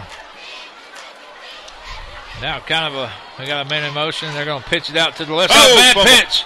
Recovered nicely by Gordon, but we drag him down around the Salem 45. Go ahead. Drico stayed him with a good open field tackle right there. He gets away. He probably gets back to the line of scrimmage, so very good play by Drico. Well, the game was started by Damian Gordon, number 1 at quarterback. Now they've got Jordan Scott, number 2, running at quarterback. And let's see if they switch the QBs up again. Yeah, they're going to run Gordon off. Yeah, Gordon was in there, but so a different look, kind of, here from the Seminoles as they're trying a different QB here in the second half. 10:30 down to go, third quarter action. 27-0 our score. Homecoming 2012. And, well, I tell you what, he almost hit that man in stride. Nice toss there by number 2, Jordan Scott. But it looks like Marcavius Ford was back there in coverage, so. It's going to be a fourth down, fourth and about 16 yards for a first. Salem's probably going to bring out the punting team. And that mysterious number 20 again is on the field to do the kicking. We don't have a name to give with that young man's number. Roster problems here on the Salem roster. So number 20 sticks a foot in it. End over end kick. Going to be fielded by Jelani Payne. He's going to try to shake and bake around the 25 to the 30. Jelani squirts out to the 34-yard line before he's dragged down by a couple of Salem tacklers. Number 37, Amir Williams. So Clarke Central's in business, 1st and 10 on the 34. That was a good return. Boy, the quickness got around. He got that corner on those two guys. I thought they had the angle on him, and, man, he just really took off. Yeah, it was funny that you said the tackle was made by Amir Williams, Chuck. They also have a number 8, Cameron Johnson, on their roster as well. So there you go. Two guys with the same name on both of these squads for Clarke and Salem. 10-14 to go. Cameron's going to line up at the line. He's going to give straight to Jelani. We got a little trap play up the middle, and he's going to pick up 4 or 5 yards, spinning out to the 40. Very good running there by Jelani Payne on that one. How many yards did you say he had, Chuck? 101. 101. So he's probably up about 105 now. Jelani, strong night, strong performance, running well. Tackle was Hassan Bodai there on the tackle. Glads will be 2nd and 5. Where'd this guy come from? He's way to Go ahead. 39 came way. Where was he? All the way down on our side of his ball. Twins to the left side, and we give to Denzel up the middle, who can barely get going before he's dragged down. Good play there by was that 78 or 75? Good play on the line of scrimmage by Zayed Cooper, 75. Shredding the block and getting his hands on Jelani. Or excuse me, Maxie. 3rd down and 4 for the Gladiators. 9-11 to go. Third quarter action. 27-0. Clarke Central leads. And Cameron's going to try to get the troops up here to the 39 to the 40-yard line in shotgun formation, but the referees are going to take a time and discuss some things. So well, 39, yeah, that was the linebacker who came from our side of the field, and he came across the line of scrimmage and he threw something like an ear pad or something looked like. So that was the equipment timeout right there. You don't think he came over here and stole our homecoming queen's crown, do you? I don't think so. All right. Didn't look like a crown. 9:02 to go. Cameron looking over to the left side, complete. And that looks like Amir Williams. Great play. Amir found the spot and set. Yeah, he drove his DB back and found that spot, turned, and made the catch. That was a good play there. That's going to be a first down, Clarke Central. The ball's out to the 49-yard line.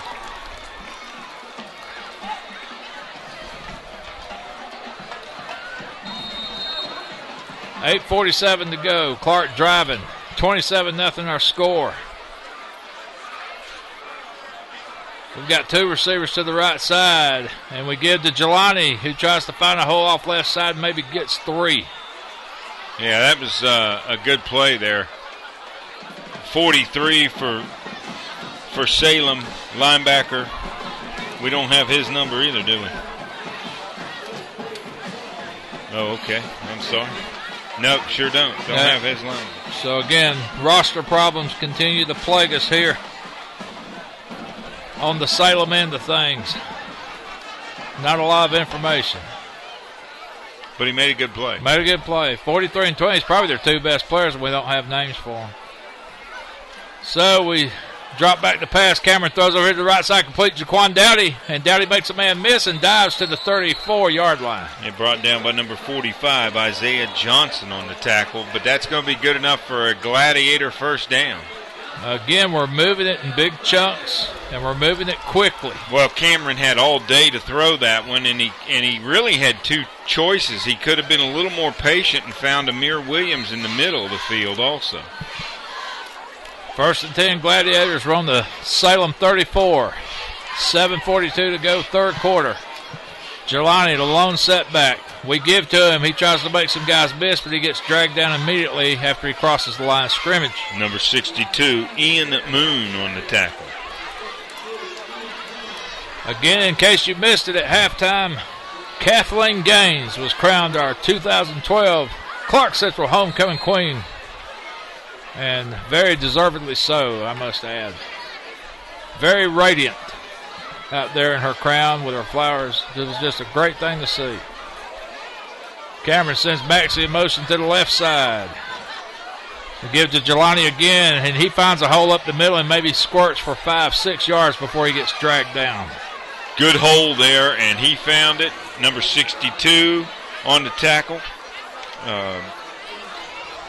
Ian Moon, and number 73 also, Marlo Blaylock. So it's going to be 3rd and 5. Ball is just resting outside the Salem 33-yard line. I'm sorry, 27-yard line. 6:29 to go, third quarter. Man in motions, Maxey. Cameron fakes the handoff to Jelani. He wants to go to the right side. He's got a man falling down on the 15, incomplete. A good rush that time by number 35 for Salem. That'd be Michael Gill, and Cameron was rolling out and kind of rolled right into the rush. Caused him to rush that pass a little bit. So we're kind of in no man's land here. Too close to punt, too far to kick a field goal, so I'm sure the Gladiators will go for it here on 4th and 5. Ball's just on the 27-yard line. 6:18 to go, third quarter. Clarke Central leads 27-0. Man in motion's Maxey. Cameron again fakes the handoff to Jelani, throws it down the middle. Complete. What a play by Amir Williams. Did you see him fight for that ball, Chuck? Wow. He was covered like a glove. And now there's a flag. Let's see what happens. Two flags. There's some jawing going on now. He was covered like a glove. I thought he had his man open in the flat, and he forced that ball into the middle to Amir. Amir made a great catch by jumping high in the air to make that catch. And let's see what the flag's going to be. The reception was good for a first down. Dead ball, personal foul against Salem. That's going to move it another 15 yards. And I tell you, the play that Amir made on the ball, he looked like Dennis Rodman grabbing a rebound. He caught that ball with both hands, and then you saw the elbows kind of start flying, and that might have agitated the Salem defender. I don't know. But anyway, they get a personal foul, and just a bad mistake by the Seminoles. That's going to cost them dearly as Clarke Central set up inside the 10, 1st and goal on the 8. Well, that was anybody's ball where Cameron threw it. I mean, he had to fight for that ball, and he ripped it away. Yes, sir. He sure did. I formation, Baylor Ward fullback, Jelani tailback. That's 1st and goal, Buster. 1st and goal on the 8. Maxey in motion to the left side. It looks like we give it to Baylor Ward, who knocks a Salem defender over and maybe picks up 1.5 yards. Gets down to the 5, looks like. Maybe just that outside the 5. Yeah, give him 2. We'll call it 2 yards down to the 6. Number 39, Kendrell Lodge on the tackle, with amongst others from the Seminoles. 5:20 to go and counting here in the third quarter. Clarke Central in business on the 6-yard line, 2nd and goal. Again, we're in the I formation. Ward and Payne in the backfield. See if that offensive line can get a surge here. And we're going to fake a handoff and go to the end zone. We've got a man jumping, leaping, incomplete. Cameron took a shot. But you got a flag down. Number 75 comes in with a late hit, looks like. That's Zayed Cooper. Yeah, Cameron they're calling personal foul, dead ball against Salem, but there was a hold against the Gladiators. So will that be offsetting, or will they enforce them and then enforce the hold and enforce the dead ball? One's a 10-yard and one's a 5-yard, so half the distance. Looks like it's going to be a half a distance. Which I don't think we got anything. We're still on the 6. They might have just negated each other. Holding on Clarke Central's the initial call. Then the personal foul's on Salem. Penalties offset. Okay. So we're just going to do it again. Replay second down. You know, you would think on being that the personal foul was a dead ball that they would march off the 10 and then give you the, I don't know, half the distance or whatever it is. Cameron in the shotgun. We've got twins to the right side. We give to Jelani a little trap play. Touchdown, Gladiators. He fumbled the ball into the end zone. I might have called that too quick. It looked like Jelani had 6. Touchdown. He did, okay. The so I thought he was in there, but you know what, Chuck? He's getting up mighty slow. As long as that ball crosses the plane. And now there's more flags, and there's a big-time fight going on now. Boy, look at the launcher coming out. Now the benches are clearing, Chuck. Now this is just, you know, Clarke Central. Look, they're fighting. Clarke Central. They are fighting. Get in there. Clarke Central does not need to get in this type of situation. I mean, you've got a team that's down, that normally is down. They've been down for the last few years. Well, you cannot. You've got to be more disciplined. Coach Riles, folks, I'm telling you, there. this is getting nasty. We're not looking at that live because it's that bad. So we're letting you look at the C. But there, I can promise you, there's a barroom brawl going on down there in the corner of the end zone, and it went on very much after the touchdown play. I was sitting here saying Jelani was getting up slow, and then all of a sudden I just seen laundry flying. So yeah, Coach Riles was absolutely livid. He was out there trying to grab people and get them off the field. I mean, we cannot afford to lose people next week. Well, I'll tell you what, the referees are really talking some stuff down here on the there's 5 end. There's going to be some messes. There's probably going to be some guys thrown out for next week. That's exactly right. If you get ejected this game, you're sitting out next week also. You know, and that's exactly what we don't need. Coming up with Heritage next week. Holly, we're going to come down to you. What have you got? Actually, Buster, we don't have any information yet. You can see it on the referees are all talking, trying to figure out what was going on. I think there was some dirty handling going on and some kicking, and something happened to Jelani when he was down. And so we got some upset folks. Coach Riles is pretty upset with some folks. Absolutely, number 17, Drico Statham, is in trouble with Coach Riles. Well, we noticed that Jelani was getting up mighty slow, Holly, and we didn't know why, but now it might sound like there was some extracurricular activity going on possibly, but I'm sure we'll get an explanation here pretty soon. But the bigger story now, and I remember this happening a few years ago with one of our key linebackers in a playoff game. That's correct. Got into a little bit of a scuffle and had to sit out the following week at the playoff game, and we lost to East Paulding because we were shy of big-time defender that game because we had some other defenders go down with injuries. So these things have a bad way of coming back to bite you. And with a big region game next week at Heritage, I just hope we don't have anybody tossed out. Well, where Coach Riles is flaming upset is something like that happens on the field. You cannot leave the bench. Right. And we had players leave our box to run out on the field. And Coach Riles works too hard. And I know it's a catch-22 because they're saying they're running back down there in the end zone having a hard time getting up and getting back to the sidelines. They're trying to defend their teammate, but this is what you got to keep your composure. You got to let the guys in the stripes sort things out.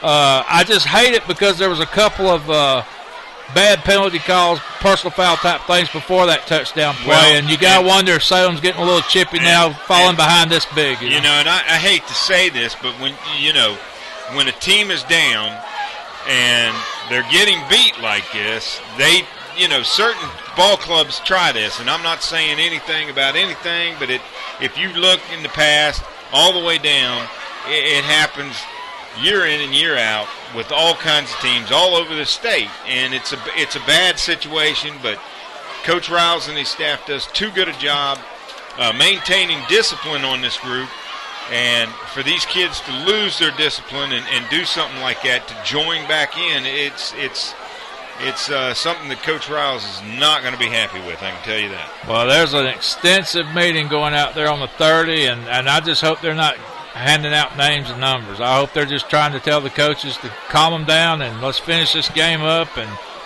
you know, to have anybody from getting thrown out or ejected from this game, I just soon to call the game right now and just put them on the bus and let them go home. I hate to say this, but if they're going to continue to play, which you know they are, I mean, they may do a running clock at this point in time, but the officials got to get this game under control now, and they've got to show and make an example of someone, unfortunately. I got a third quarter score. Gainesville 14 and Cedar Shoals 3. Wow. And I mean, like I said, that high-octane offense, somebody's stepping up and showing that they can slow them Red Elephants down. That's good news. All right, Holly, we're going to send it down to you. Maybe you can pick something up for us. Holly, you got your ears on? Well, we got some folks out of the game. Drico Statham, number 17. And looks like Cameron and Amir. Wow. They're sending them up to the locker room. And it looks like Tucker Crumpton, possibly? No, we got Cameron Johnson, Drico Statham, and Amir, I believe, going up. What happened was we had... Holly, we're seeing more guys heading to the locker room than you are. I'm just going by what Coach Riles is okay, I see saying. number 77. Is that Deshaun Edwards? 54, Tucker Crumpton. Number 3, Cameron Johnson. And number 17, Drico Statham. And here goes Amir Williams also. Wow. And, you know, as bad as I hate to say this, this hurts us way worse than it hurts Salem. You know, this is you hate that this happened, but this kills us next week because Georgia high school rules, if I'm not mistaken, Chuck. That is correct. If you're thrown out of a game for fighting, you've got to sit out the next game. That is correct, Buster. And looks like 4 players from Salem ejected as well. That's number 8 for Salem. I can't get a name. Let's see. Number 8, that's Cameron Johnson for them. Number 1, Damian Gordon. Number 26, possibly. And then looks DeMarco like Jackson, and number 55, maybe, Rafiq Badeh. But now they're still standing around their team. Well, of course, I guess they can't go to the locker room. They should. They're going to have to leave the field if they were ejected. Now, if they were not ejected and you have 5 ball players ejected from Clarke Central, something doesn't seem. Well, and Riles is telling Ward something.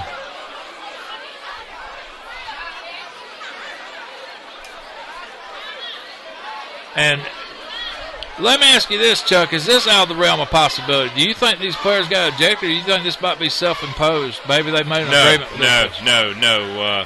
Coach Riles, I saw him coming from the officials' huddle out there, and they were definitely ejected. I can tell you by Coach Riles' demeanor out there, they were ejected from the ballgame. Well, again, a bad turn of events, especially with a big showdown coming up next week in Conyers against Heritage.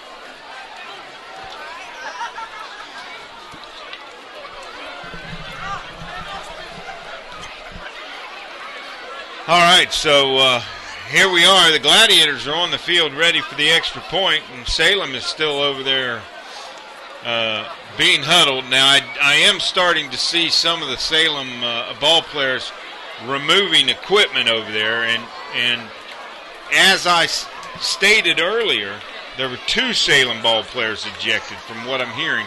And what I stated earlier, those players have to leave the playing field. They have to be escorted off of the premises, and it looks like we got some security people in place to do that, and that's amazing, isn't it? I mean, this is crazy. The game was going at a good clip. Clarke Central has been dominating up to this point. It's 33-0, 4:50 to go in the third quarter, but then on that last touchdown, to put it mildly, the wheels fell off out there in the end zone between both teams, and it just got crazy. It just boggles the mind how I don't believe after scoring a touchdown, why would we have initiated anything? Well, and that's my whole point. There's no reason except to protect. And, I mean, we've already lost one running back this week. You didn't want to lose a second. And the one guy that was staying on the field and not being able to get off after he scored was Jelani Payne. And I'm seeing looks like maybe 4 or 5, maybe even 6 Salem ball players. Initially I had saw 4 or 5 standing out on the field, but you're right, Chuck. There's 1, 2, maybe 3, 7. And that's what I'm getting back at. I'm wondering if some of this stuff is self-imposed. The officials might have had their number of people, but it could be that the coaches decide to initiate some more folks on. And here's the job of my poor son, Coach Wegman out there. He always meets the opposing team to let him in the locker room. So now he's got his make his way up with the Salem ball players that have been ejected from the ball game. The Clarke Central kids, I can tell you, Coach Riles has cleared the Clarke Central ball players. They are gone. Well, and he wasn't saying have a nice day as they were leaving either. No, he was very mad. Very mad. So you got 1, 2, 3, 4, 5, 6, looks like 7 Salem ball players, and 2 coaches are headed up as well. Well, and they're wanting to make absolutely sure that they make it safely to the locker room, so they're sending some security people over there with them. Well, as I told you, the officials were going to have to make a statement to get this ball game under control. But I tell you what, that's going to hurt next week big time, and I can't emphasize enough. I mean, you're not going with an offensive lineman. You're not going with your quarterback. You're not going with your star defensive player. And going up to Heritage at Conyers next week, who's got one of the better defenses in the state, that's going to be a tall order. No doubt about it. You take Cameron Johnson and Drico Statham out of the mix, just boom right there, and your center Tucker Crumpton. Yeah, and you're one of your main offensive linemen. Baylor Ward on for the kick, and the kick is good. So with 4:50 left here in the third quarter, we need to watch now, Buster. The score is Clarke Central 34, Salem nothing. We need to watch this and see if we do not have a running clock the rest of the game. Yeah, and I'm telling you, the faster this thing can get over, the better, and let cooler heads prevail. But damage has been done. Like I said, if I'm not mistaken. I got a halftime score for you. Appalachia 15, Flowery Branch 3. Appalachia 15, Flowery Branch 3. Amazing. So 34-0 your score. Max Germain's going to try to line up and kick one off here. And Salem taking their time. Getting in receiving formation. 4:50 going. You just hate seeing this happen on a homecoming. I mean, this has been a very festive night. We've visited with a lot of people from the past, and then to see that something like this unravel. But again, I can almost understand why. If you're preventing a guy from getting up after he scored a touchdown, I think your teammates were just coming to your aid. But nevertheless, you gotta keep that discipline. Gotta keep the discipline. I'm sorry. Gotta be smarter than that. Max Germain, and we're going to let him kick it off. And after he kicks it, we're going to go down to Holly and see if she has any more information. Max Germain sticks a foot into it. End over end, going to be received around the 20-yard line. And Clarke guys, they're hitting with some authority now as they knock number 32 down for Salem, Tyrone Green. Go ahead. I agree. We got to keep our composure, though. Okay, Holly, what have you got? Any more info? Not a lot, Buster. Some of the news was that a lot of things were taunting and going on there for a while, and it just kind of escalated, as you saw.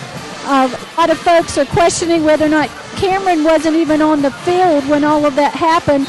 But as Coach Ward said, if the man in the white hat says it's snowing and it's 95 degrees, it's snowing. So that's the call. That's what the referees have made, and we'll find out and unravel a few more things later. Man, what a blow for Clarke Central. Salem gives off to number 20, again, that no name. and he picks up 3 yards around right side. Of course, the Gladiators will be able to appeal that ruling. I mean, if they can prove by film that he was not on the field. The bad thing is we don't have film because we immediately turned our camera over to the 50-yard line to keep them showing it. So. His group will have film. Oh, there you go. And that's all you can hope for here is that that somehow we can plead our case. But, yeah, sometimes the guys in the stripes, you just, like Holly said, like Coach Ward said, you got to listen to what they say and do what they tell you to do. Salem on a little out pass over here to the left side, incomplete. It's going to make it 3rd and 6. You can look at it from this angle. As far as this game's concerned, at least at least the Gladiators are getting some guys in there and getting some experience now. Well, yeah. Just at what price? That's going to be the thing. Well, if we can appeal it and the Gladiators can get 1 or 2 of those guys, but I some of them were out on the field, so I don't know what all you're going to be able to get accomplished. Well, and they're marking off a penalty on the Gladiators, and that looks like an unsportsman type, so there must be still some jawing or taunting going on. That's a big penalty there. Well, I can tell you, you be prepared for Coach Riles. If you see one more of those, you're going to see a timeout. He'll put the whole second string in. Well, and the clock ain't running, so that theory is out the window. Let's see, maybe it starts in the 4th quarter. I don't know. 34-0. Salem completes a pass to the mystery man, number 20 again. Number 20, like I said, one of their better ball players. We just don't have a name. Was Barry Sanders number 20? Yeah, he was. Okay, we'll just call him Barry Sanders. Number 49, Javion Hemphill on the tackle. Just once again, you've got to keep your composure here, especially. Coach Riles is preparing the backup quarterback as we speak. 3:25 to go, 3rd quarter. And Salem with a nice run to the right side to number 20, Barry Sanders. 3:14 to go, and they're close to a 1st down. Let's see. Well, actually, they're going to spot the ball back. Holding against Salem. Well, that'll back them up 10. They were close to a 1st down. That may put them back to 2nd and 10. Yeah, that hold is going to go back from the spot of the foul. There you go. Oh, they're going to move it from the spot of the foul was at the yard behind the line of scrimmage.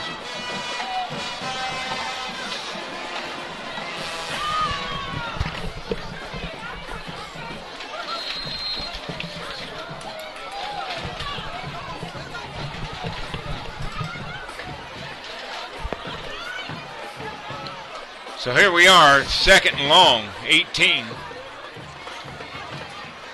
Salem in their wing T formation, back to pass. Incomplete pass. Incomplete pass intended for Barry Sanders and Marcavius Ford over there on the coverage. So 2:52 to go in the 3rd. Salem. Is it going to be 3rd down now? 3rd and possibly 17. 3rd and 18. Again, it was going great. 2012 homecoming to the melee in the end zone, and everybody is still kind of in shock over what all's happened here. And we're just trying to get a football game completed now and see what the repercussions will be next week. Oh, intercepted. And we've got a chance to run it back. Number 21 for Clarke Central on the interception, Wacky Watson. 1st down, Clarke Central. So now we get to see who will be our quarterback, our center, left guard tackle, and number 12, Akeem Wise, is going to be your quarterback.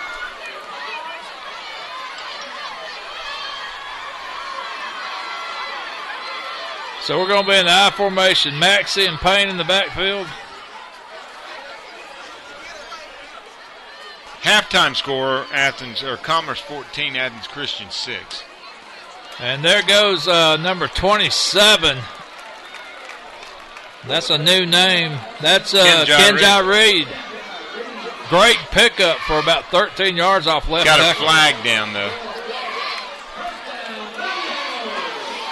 Flag on the field, holding against the Gladiators. Well, and I tell you what, it's gotten tight now, hasn't it? The referees are really tightening down now. Yeah, there's no doubt. I mean, after something like that, it's, I'm sorry, but it's stupidity is all I got to say. Just absolute stupidity on both teams.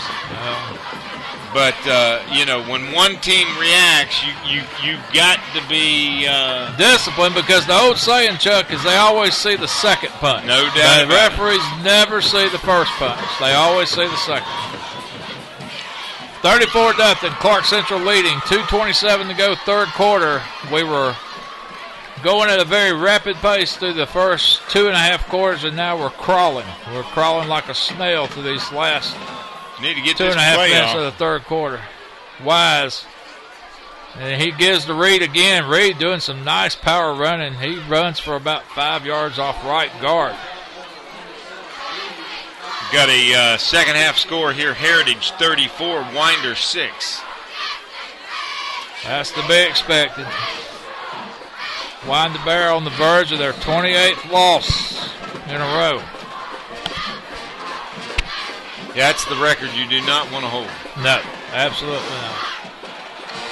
141 and counting. We're trying to get through this game without any more damage.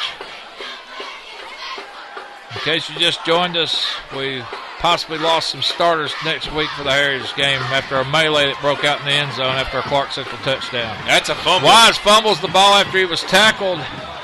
Salem defender jumps on it, and are they going to award them the ball? Yeah, that was a fumble. He was trying to throw it and had it in his arm, and when he was brought down and fumbled the ball with 1:20 left here in the third quarter.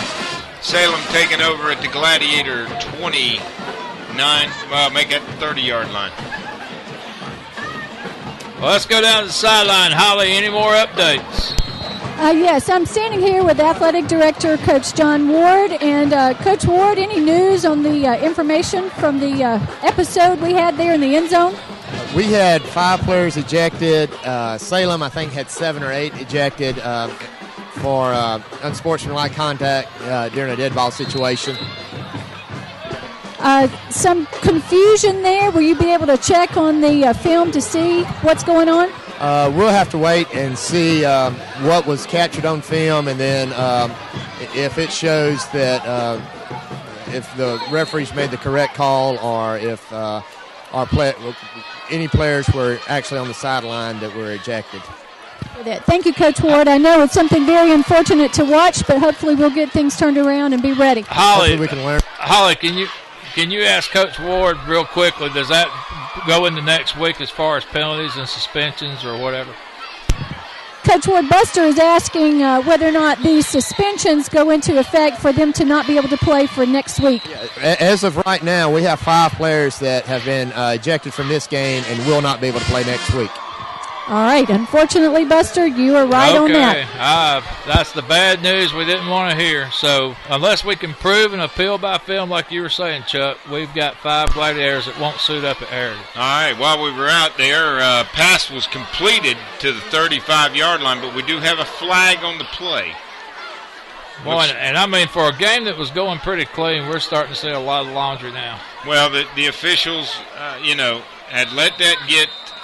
There goes another flag. You know? It must be on the Salem coaching staff.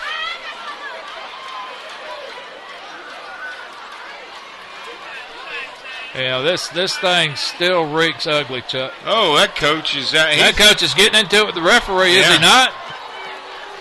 They got to get this thing under control. Coach Riles has just pulled his team. Well, and I tell you what, sideline. I don't see how you can't just file a protest at this point.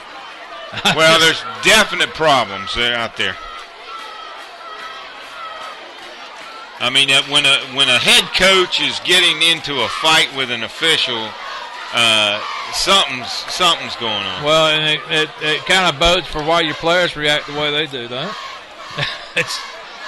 You know, if you're teaching your guys and leading your guys in this kind of way, this is the kind of games you're going to play, I guess. How about another score here? Habersham Central used to be in 8 quad A with us, is down to Norcross 55-0 tonight. Welcome to 6A football. And Appalachia 14, Flowery Branch 17. That's a third quarter score. So the Branch has found a way back at Appalachia. I'll tell you what. You can't ever look past those guys from the Chi. They bring their best game every time you play them. Well, Buster, this is not a ball game that you really want to be a part of at this point in time. There's too many. There's just incidental concerns that can happen to the Gladiators at this point in time that you really don't want to be a part of. Well, because, I mean, you got a team out there now with nothing to lose, 34-0, and they'll just start taking out their anger and their frustration on us. Exactly. And then if we retaliate, there's another player not going to Conyers next week. That's exactly right. Exactly right. I don't think you'll even see any starters play the rest of the way. I think tonight's referee is Jimmy Hughes, and pretty good official, the white hat. So, you know, I don't know what's. Okay, here's the call. All this for a procedure penalty. That's declined. Unsportsmanlike. They'll accept that. And that was on the coaching staff. Well, yeah, the bad thing here is you still got a bunch of folks from Salem over there that's got to leave this facility, and you got a bunch of Clarke folks too, and now you just want to keep order. You want to keep this thing under control. Well, at this point in time, you know, you're probably going to play a lot of JV players here in the second half, or last quarter. 34-0 our score, and our second delay is finally over, and we sat the quarterback behind the line. Great job there, and I'm going to try to get a Clarke Central number there as he helps the Salem quarterback up. Javion Hemphill, or is that Newcomb? I can't get a number. I'm looking hard. Is that Cedric Armstrong, 33? Yes, it is. Exactly who it is.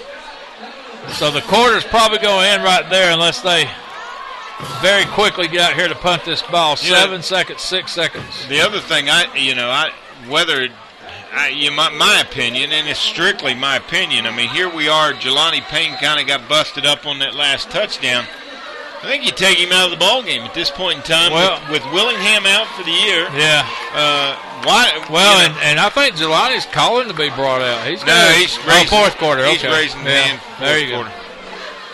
Well, you're right. I mean, we're thin enough, and we're going to be super thin next week. I mean, maybe you let him make the fair catch. If he's short-handed here on the punt, let him make the fair catch, and then you put somebody else in the ball game. Maybe that's what we're doing. I'm not sitting here second-guessing Coach Riles, that's for sure. Man knows more about football than I know in my entire 50 years on this earth. So.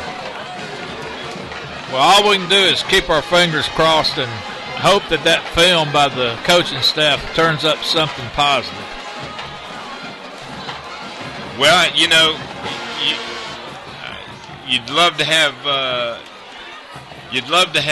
Cameron Johnson next week, but you know, just as important as Drico State. Yeah, big names. That's all I can tell you. Big names that got ejected here. All seniors except for Cameron, our junior quarterback, but just as big of a piece as well. But you got it. What the positive you got to spin out of this, and what you got to take as far as Coach Riles is concerned. What's happened has happened. Yeah, you got to learn from this and teach the young players. This is what you do not do in that situation. You turn around and you walk back to the bench.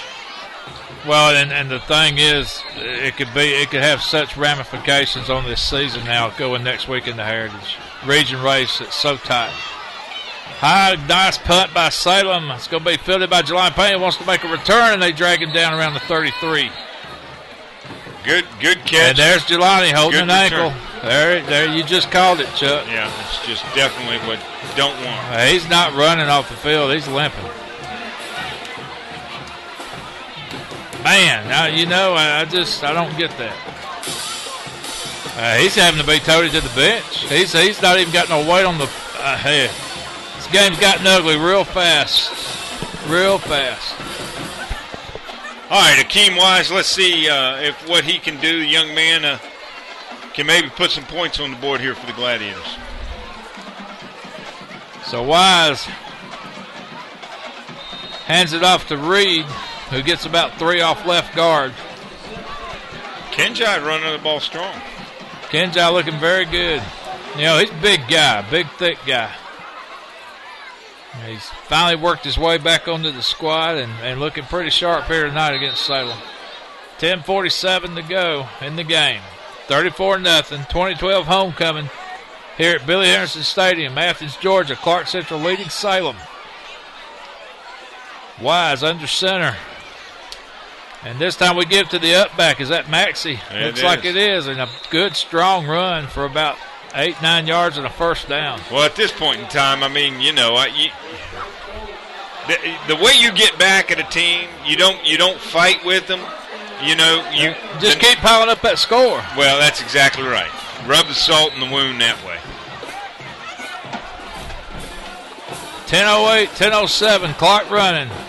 Wise trying to put the Gladiators in the end zone for what would be a 6 score. And there's a lot of running room for Reed there. Nice carry. Gets out to the 18-yard line. Looks like they're going to mark him down about the 16. Kenjai Reed picking up the offensive pace very well here in the fourth quarter. 9:37 to go in the game.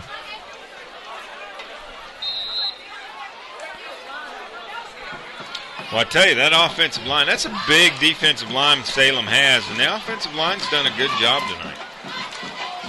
And we give the Maxey off right guard, and he totes 3 or 4 gold jerseys down to the 11. Good for a first down right there, Buster. Clock continues to run. Just keep pounding it, run the clock, and, put points on the board. 9:03, 9:02 left to go in the game. Clarke Central knocking on the door again. We're on the 13-yard line, 1st and 10. Wise trying to engineer a drive here.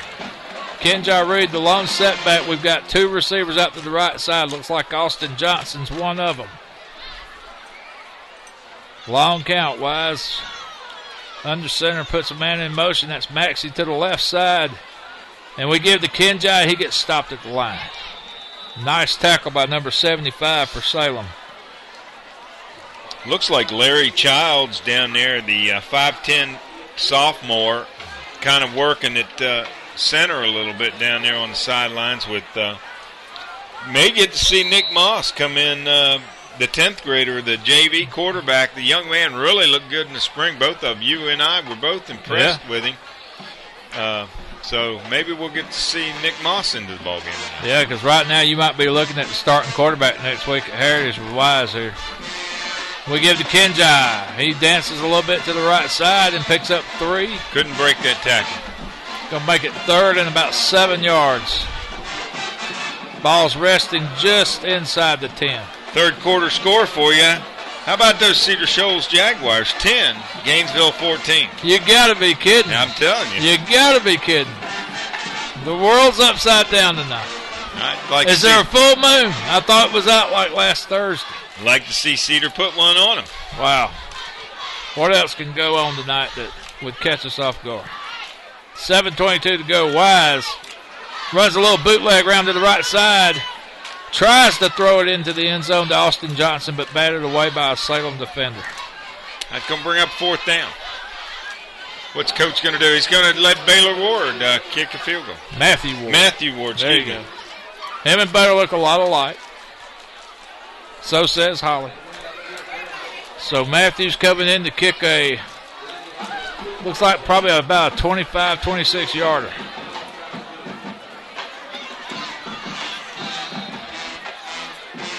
Caught 26. Let's see. I hope they don't get a delay of game here. Taking a little while to get set up. 6:33 to go in the game. Matthew Ward sticks a foot in it. It's reaching. And it's good. Good job. Good job. Good job, Matthew Ward. Let's go down to the sideline and see if Holly's got anything to say about that kick.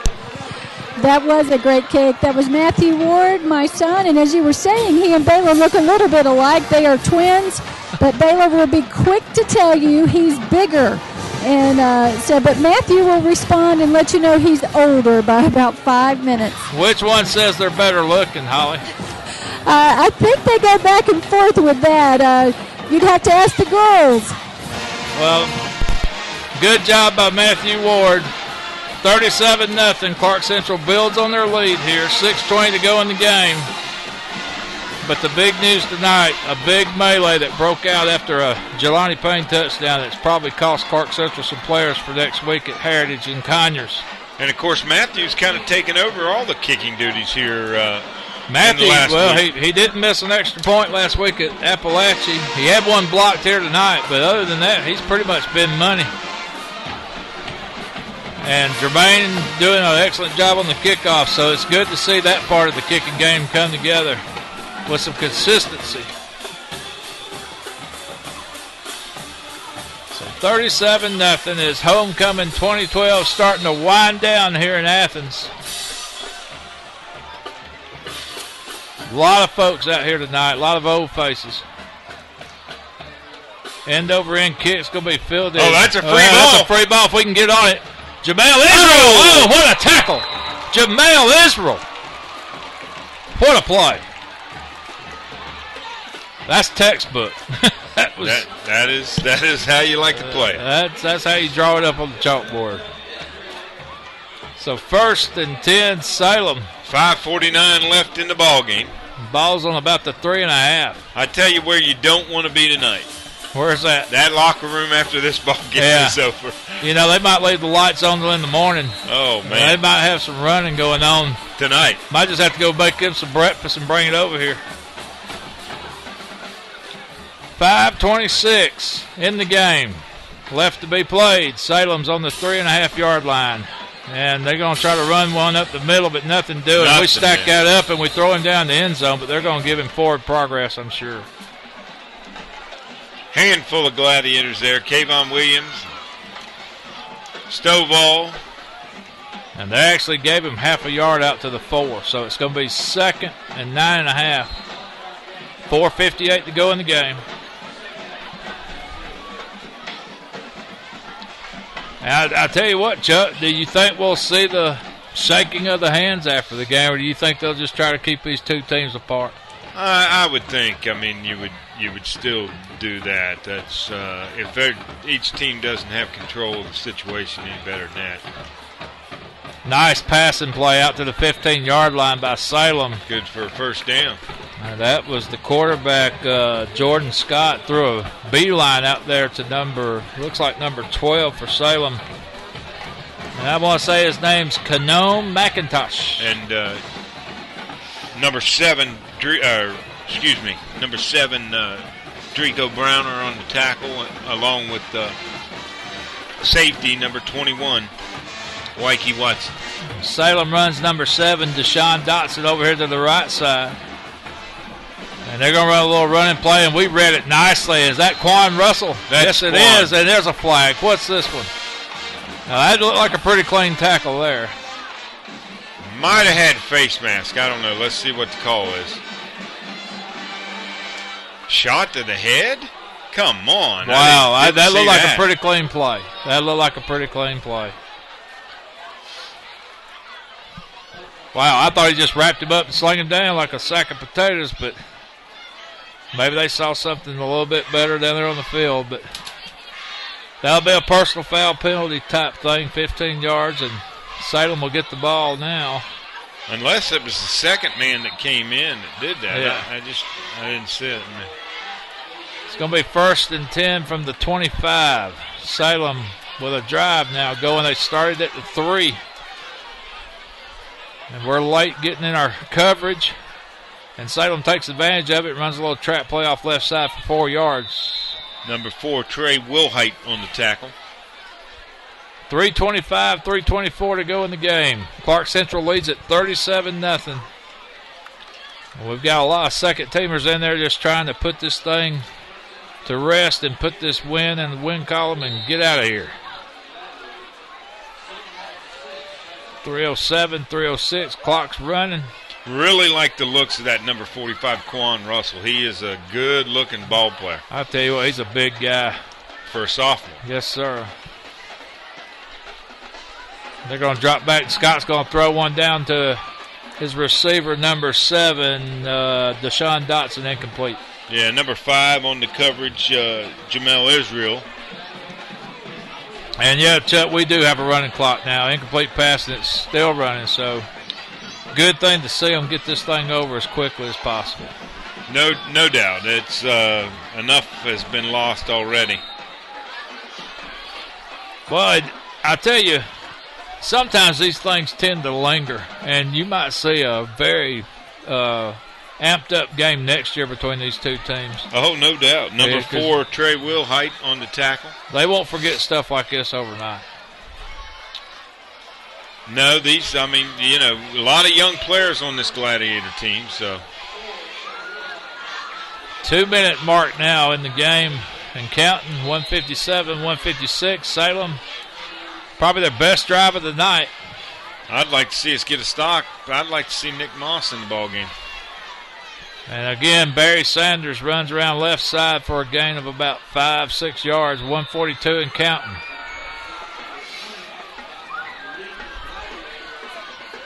And number 20 is a good player for Salem. I wish we had his name.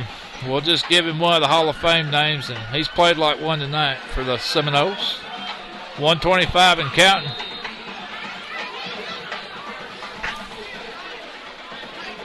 Yeah, these are the ball games you just do not like to have. Well, it was just such a festive atmosphere. It was such high energy, and then it just all kind of lost. It's like somebody took the air out of the place after that melee down there, and kind of a weird feeling leaving here tonight. Long pass down the left side. He's got a man, and Salem incomplete. Drops the ball on the 20-yard line. That would have been a good chance for them to try to break up the shutout. He got behind Israel on that one, and well, I'll tell you what, Scott threw that thing on the money, didn't he? Yeah, that was a good throw. 45 seconds to go in the game. We want to say thanks to our corporate sponsors, Athens Chevrolet, Bulldog Signs, Raising Cane Chicken Fingers, and the Morris Center. We want to say thank you to our engineer, Chris Crumpton, our cameraman, Charlie Harris, and Sasha Crumpton, and our sideline reporter, Holly. I'm Buster Crumpton here with Chuck Webman.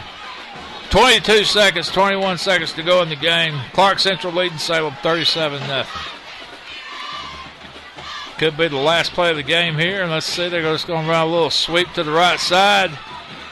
We've got nice pursuit on it. Armstrong on the tackle, number 33 for the Gladiators. And the Gladiators are headed to the locker room. Yeah, I didn't think we'd see much of a handshake. They're just going to keep these two teams apart, not let any more craziness happen. Look, they're still jawing. There's still people looking and talking, and best thing to do here. Final score for Billy Henderson Stadium, Clarke Central 37, Salem 0. And Chuck, your thoughts? I tell you, Buster, it's unfortunate, the situation that's happened here tonight. A ball club like Salem comes in, has nothing to lose, and where the chippiness started tonight, neither one of us can answer that, but it happened, and I know Coach Riles will he's going to work on the positives and learn from this situation and teach this young Gladiator team how to act in that situation when it comes up again. Unfortunately, we get stung hard, and we get stung hard with the quarterback and the safety, wide receiver, offensive lineman. All four of those gentlemen are seniors, other than the quarterback. And the other thing that you're seeing walk off the field tonight is Jelani Payne with getting a little help. A little gimped up. And the coach is meeting out there on the 40-yard line. And, boy, I'd love to be a fly on that wall. But there ain't no wall down there. So. That's right. So, we make a tough trip next week to a top 10 team in the state Heritage? Aren't they ranked in the top 10? Or no, yeah. I'm sorry, top 15. They dropped to 13. So they're in the top 15. And Clarke was 15th. I'm sure after the victory tonight they won't lose much ground there. But not going to be an easy ball game next week. Heritage is up big on Winder Barrow this week. Our hands will be fuller than full. And you just, and like Coach Riles is probably going to teach the kids, it's time for somebody to step up and fill the hole. Well, you're going to have to now. And because we're hitting that stretch now where we've got to play Heritage, I believe it's Gainesville. That's correct. And then Flowery Branch, That's all correct. Three back to back to back. So no doubt about it. Season's definitely going to be interesting from this point on, to say the least. And we'll see how this all breaks down. I'm sure the coaches are talking about sharing film and seeing who was who and what was what. So we'll see you next week. Catch us Wednesday night. We'll go down to Holly and see if she's got anything from what happened down there in the end zone. Holly? Yeah, I'm here with Coach Gavin. Coach Gavin, we got a lot of excitement that happened this evening. You have any information you can give to us? Nothing definite. All speculation, nothing definite. All right, we are going to the gym. I think we're keeping everybody away. And Coach Gavin is definitely not going to talk tonight. But hopefully, and I did check in with Jelani, and he's getting in with Papa Bill there in the Gator, but he is okay. He's just got a slight sprain and just kind of being extra precautious on that. Nothing that's significant that hopefully will be something that we'll have to deal with also next week. Well, Holly, it sounds like we can hold on hope by Coach Gavin's words. Nothing definite yet. So we'll cling to him. We'll cling to him for dear life because we have got a slobber knocker coming up next week. I'm going to sign us off here for our engineer, Chris Crumpton, cameraman, Charlie Harris, Chuck. Can't do it without Chris Crumpton. Chris is the magic man with those fingers over there keeping you up to date. Cameraman Charlie Harris giving y'all the beautiful shots. Had a new camera guy tonight, Sasha Crumpton, giving it a try, done a great job. Chuck Webman, as always, Buster Crumpton for GITV and Holly Ward on the sidelines. So long, everybody. Good night.